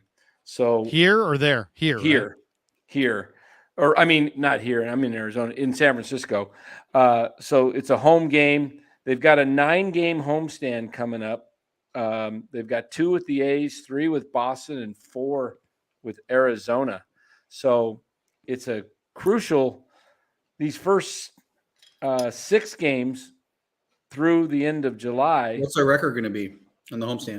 They're 50. I'm going to look at this. I will say, if they left the team the way it is right now, I think they'd be like 3-6. But if they do something, I don't care if it's just bringing up Luciano and Ramos tomorrow to just. He's not going to. He should.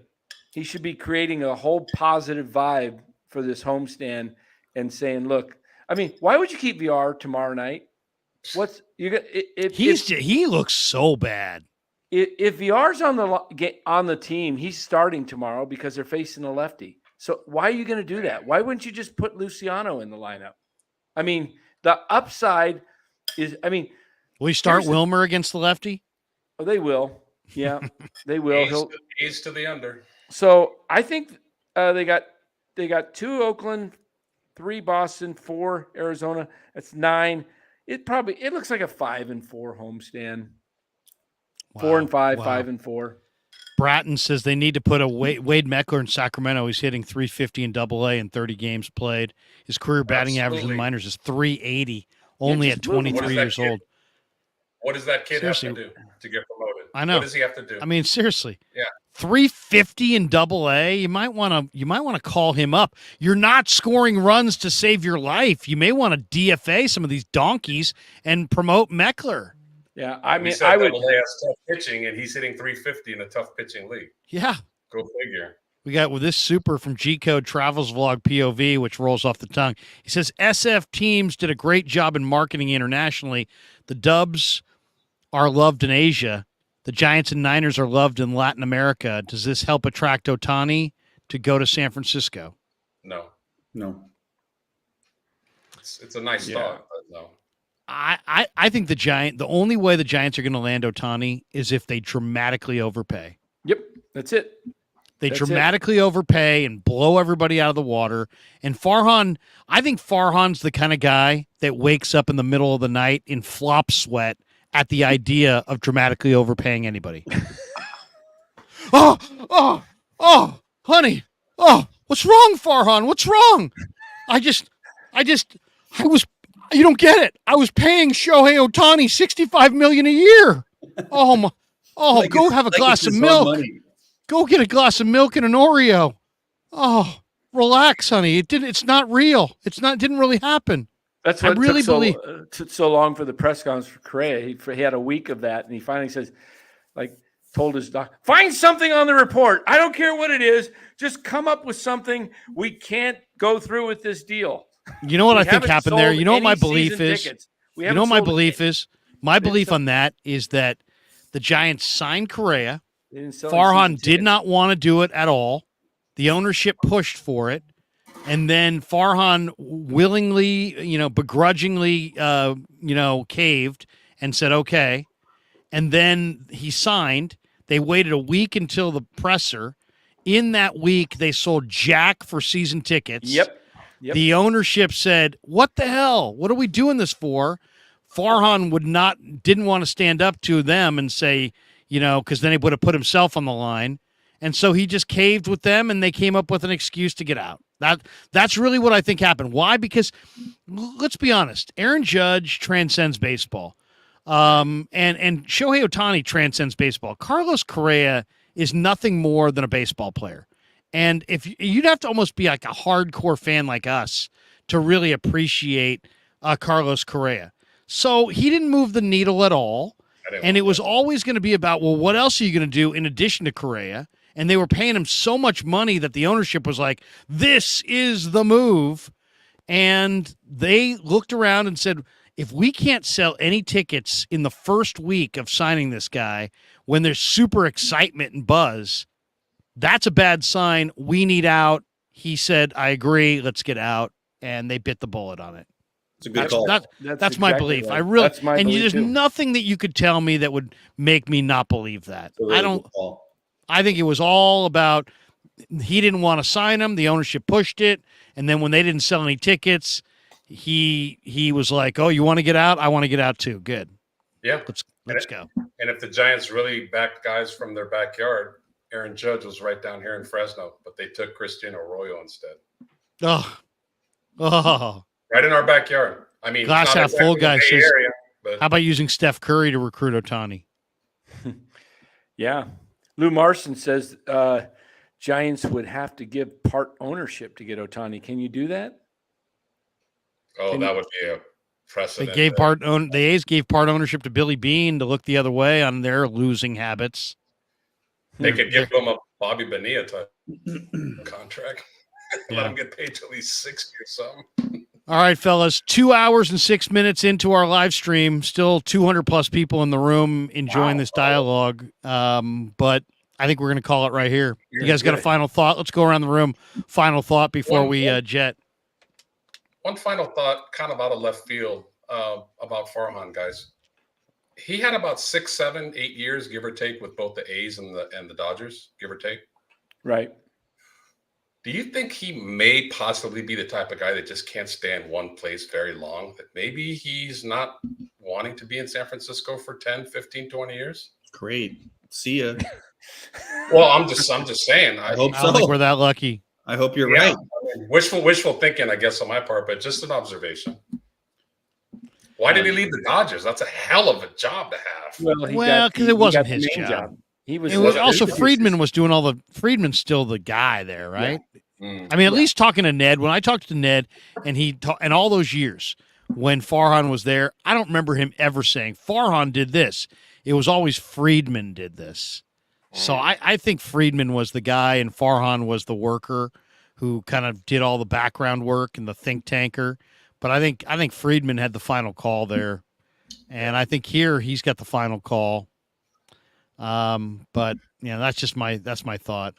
Yeah. Danny, you got a final thought on this one before we put it to bed? Yeah, I think the Giants, I'm looking for them to do something tomorrow night, some move, whether again either a trade or to just open this thing up, get some enthusiasm in the ballpark. I want to see Luciano tomorrow night. I want to see Ramos up. I've seen enough of Brett Wisely and David VR to know that they're not long. You're not going to put them anywhere near a playoff roster. See what Ramos does. See what Luciano does. Maybe they just start hitting well, and all of a sudden you've got some better offers possibility for them if you want to make a move, or you say, hey, these are the guys of the future. We're going to hang on to them. That's what I want to see. But play them if you're going to call. Exactly. You got to play him. You got to play him. Play him. Exactly. Put him in the lineup. Don't platoon him. Don't platoon him. Just put him in the lineup. So, how do you know if a guy is a everyday player if you never give him the chance to face right-handed pitching? But when has Gabe and Farhan not platooned? They've platooned the entire time that they've been here. Exactly. And, So they're and not that's gonna why stop- you're they're not not going gonna to stop ever doing get that. free agents that are of value. They're not going You're to not stop going to doing get top free agents because they're going to come to They the may team sit and they're going to Ohtani go, against a left-hander. You got to bet everything you own that Farhan either makes a panic trade or no trade. What are you going with? I think Panic. he makes a panic trade. I'd say panic trade, but nothing of any substance. Yeah, I agree. I think he absolutely makes a panic trade just to show I'm trying. Right. I'm in the deal flow. He even said it the other day on the radio. He's like, I make 2 calls every day just to stay in the mix. It's like, what? You want a fucking medal? Great. Yeah. Great. That's awesome. Great. I would, if it was up to me, I would like to see them promote more young players. Mason Black, promote him. Put him in the rotation. Harrison, promote him. Put him in the rotation. Wizenhunt, promote him. Hey, you know what? The Braves had a nice little run where they won like 14 straight division titles. What people don't ever remember is that John Smoltz and Tom Glavine got their doors blown off for a couple years at the major league level, adjusting. Why can't the Giants do that with Harrison and Wizenhunt? Promote those guys, and worst case scenario, they get knocked around a little bit. So what? This is your future. Take some lumps for the future. Establish these guys. They're going to have to establish themselves at some point. Why not this year at the major league level? Same with Ramos. Same with Luciano. Personally, I personally think Ramos might actually be okay. I just think that they haven't given him a shot. I'd like to see Ramos get, I don't know, 2-3 weeks of Ramos. Why not? They pull him up and they'll play him for like 2 games and then they sit him down. Lou Marson says, Larry, huge Bay Bridge series tomorrow. Plenty of tickets are available. Wow. Yeah. Boris says he's going to sign an Arenado caliber player. Boris says he's going to sign an Arenado caliber player for Harrison and Matos. Oh, God. I definitely don't want to see that. It's that instant gratification that they just can't be patient, like you said, to let players learn, not at the minor league level, learn at the major league level. And it's okay to struggle in the beginning. Look at Matt Williams. We talk about him all the time. Yeah. Like he couldn't hit a curveball to save his life for about a year and a half, and he figured it out. So let it ride with the young guys. Yeah, all right, fellas. I'm sick of this lineup. That's the problem for me. Is this lineup is so boring. Oh my god. Oh, I know. It's sleepy. It's sleepy. I mean, I credit Dan for doing all these post games. It's a sleepy thing. I mean, some of these games, you guys came on after that 10-1 shellacking. Oh yeah, I started it like this, Larry. Did you see it? No. I didn't even want to talk. I was watching. I was, after some of the wins, I'm like, I wouldn't mind going on. After 10-1 loss, I'm like, oh my god, I got to go rearrange my socks. This is how I started the show. I went 10-1. I don't feel like talking. Yeah, he had them ready. This is embarrassing. Is that spelled right? Upside down. I'd rather watch Kepler food reviews. Yeah. LA wins division by 10 games. That was my opening. I was just like, I can't. Oh gosh, incredible. Yeah, I have my own for tonight. We should do that on the regular signs. Yeah, like do it. That old game show. Brings out a lot of ha-has. Yeah. All right, fellas. Proctor, we'll talk to you soon, my man. See you later, fellas. There you go. See you, Sean. All right. Guys, awesome. Good stuff. Los, good to see you. Have a great one. Good to see you. Yep. We'll do it again soon, hopefully. Yes. There you go. Danny, thanks for bringing the crew over. Maybe we can hook up somewhere around the deadline here next week. Yeah, you got to see my new show opening. I changed it. Eric kind of played with it. Did you? You're in nice. There. You're in the opening. It's funny. Am I? Yeah. I had my son put together a new open for this show, and I played it like 2 nights, demonetized. Oh no! Because of the music, I guess, was wrong or something. Oh yeah. YouTube said no.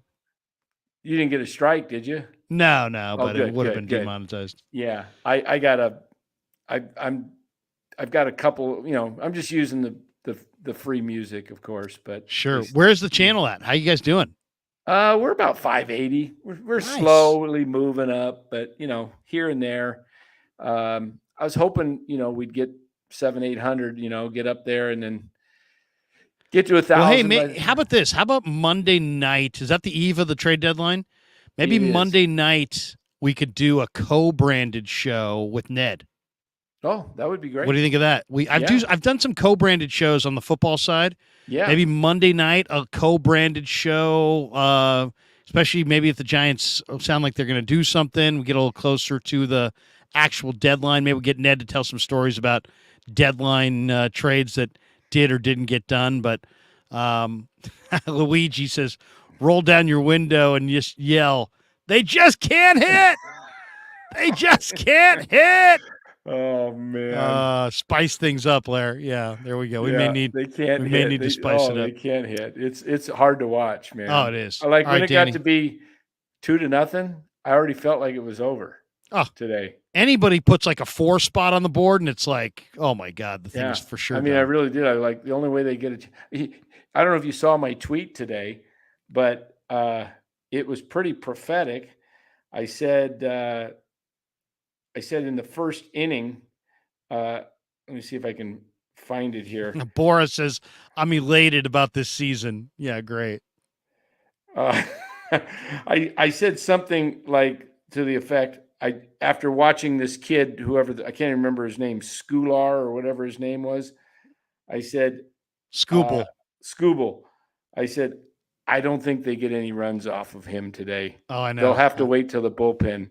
And they didn't. He shut him down. You could see he was throwing gas and he was throwing off-speed pitches that were thrown. He says, there's no way they're going to hit him. They're just not.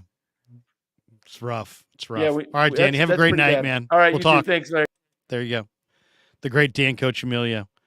Join NorCal Sports Network, everybody. Danny and Eric and Los are grinding, trying to build that thing into a juggernaut. It takes time. Luigi says, Niner season's coming. That's right. Tomorrow I'll be in Santa Clara, 11 a.m. Shanahan and Lynch. First opening presser. Does Brock Purdy go on the PUP? Is Trey Lance going to win the starting job? Will the Niners get Bosa signed? All of it coming. All right, let's mention and let's not forget our sponsors. Bottom of the screen, we got a brand new sponsor, Marin Auto Glass. MarinAutoGlass.com, 415-883-3030. Thanks to Saeed, the owner of Marin Auto Glass, for being a sponsor of the Krueg Show. We're also brought to you by New York Style Italian Sausage. The only kind of Italian sausage that I will eat is New York Style Italian Sausage. And let's not forget our title sponsor, Pig in a Pickle. I did a live stream today with Grant Cohn on his channel. There had to be a dozen references for Pig in a Pickle on Grant Cohn's channel today during that live stream. All right, let's hear a word from our sponsors before we bolt for the door. First, here is Pig in a Pickle's location in Marin County. Corte Madera open 7 days a week from 11 a.m. to 8 p.m. or until they run out.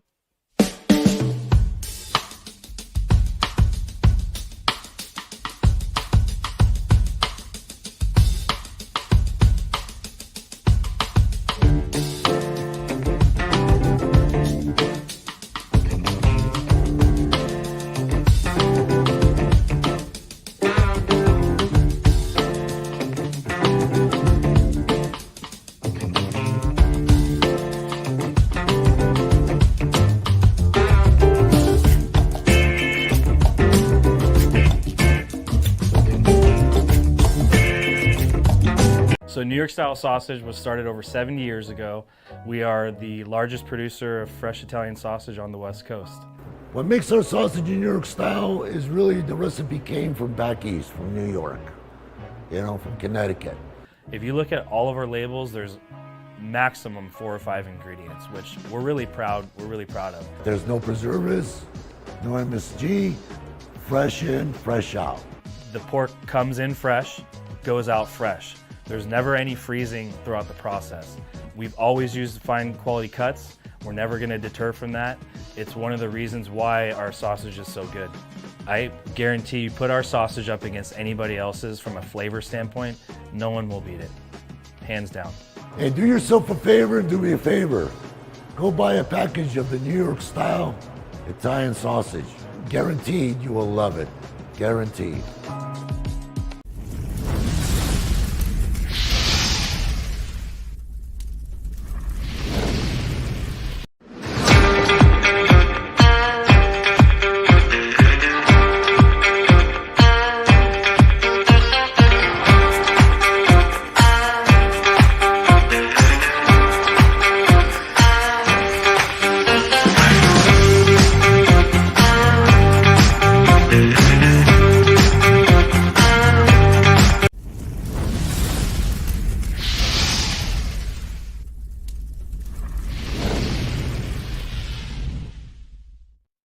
right, coming down the home stretch on the Krueg Show. Let's hit the final chats of the night. Mark Hope says, see you tomorrow. Woo! Niner camp. There you go. He's fired up. Mitchell and Ness. Larry and Grant smoking blunts in the parking lot before practice. Maybe not, but you never know. Joe Boyd says the Giants need a new executive to run this team. Clarsard 49. Hey, Clarsard. Krueg Show and Niner football, baby. Oh, yeah. We got a lot of content coming from Ninerland tomorrow. Jim Thurkill says, what will Grant Cohn do at camp tomorrow, Larry? Well, there won't be practice tomorrow. Tomorrow is just the little presser at 11 a.m. of John Lynch and Kyle Shanahan, and I will try to get a question in during the presser to advance the story a little bit. But I'm expecting to give us a physical update on Brock Purdy and maybe an update on Trey Lance and maybe an update on Darrell Luter Jr., and we got a lot of Niner stuff coming around the corner, and we are fired up. And we'll do videos talking about it tomorrow for sure. So check that out tomorrow on the channel. We are at 20,209 subs. That's right. We just passed 20,000 the other day. We're now at 20,209 on our way to 20,300. Hit like and subscribe. If you hit like, that just helps the algorithm. More people find the shows. If you hit subscribe, and click that notification bell every time we go live, you'll get a little notification saying the Krueg Show is going live. Check it out. All right. A couple others that I wanted that were starred chats from earlier in the night. MF says, bring up Ramos for Austin Slater. We got this one from PMG. Is Carlos Correa available? MF says, I don't know if it's true, but I heard Arenado and the Dodgers have mutual interest. He's from the OC. Uh-oh. Hate to see that. Sheffield 16. Do we have Sheffield here? Wait. Hold on. Got a little frozen chat here. There we go. Larry, one move of many I can see happening. 2 lower-level prospects or 1 mid-level prospect to the A's for Paul Blackburn, a number 4 or number 5 starting pitcher. The Gambler says, I truly believe Robert Rothberg is Larry trolling everyone. Thank you. Mark Hope says, Marcus Lattimore and Mitch Haniger, LOL. MF says, give Elliot Ramos 200 ABs. Tim Donaghy's crew, Farhan is elated. Will Martinez, Krueg, Keith Law did his updated top 60 prospects, and he had Marco Luciano now unranked.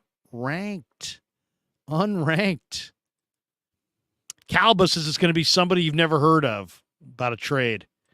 Michael G says, Larry, again, sorry, didn't mean for you to rip KMBR hosts. Just frustrating they don't ask the questions they should, and I'm sure they aren't allowed to.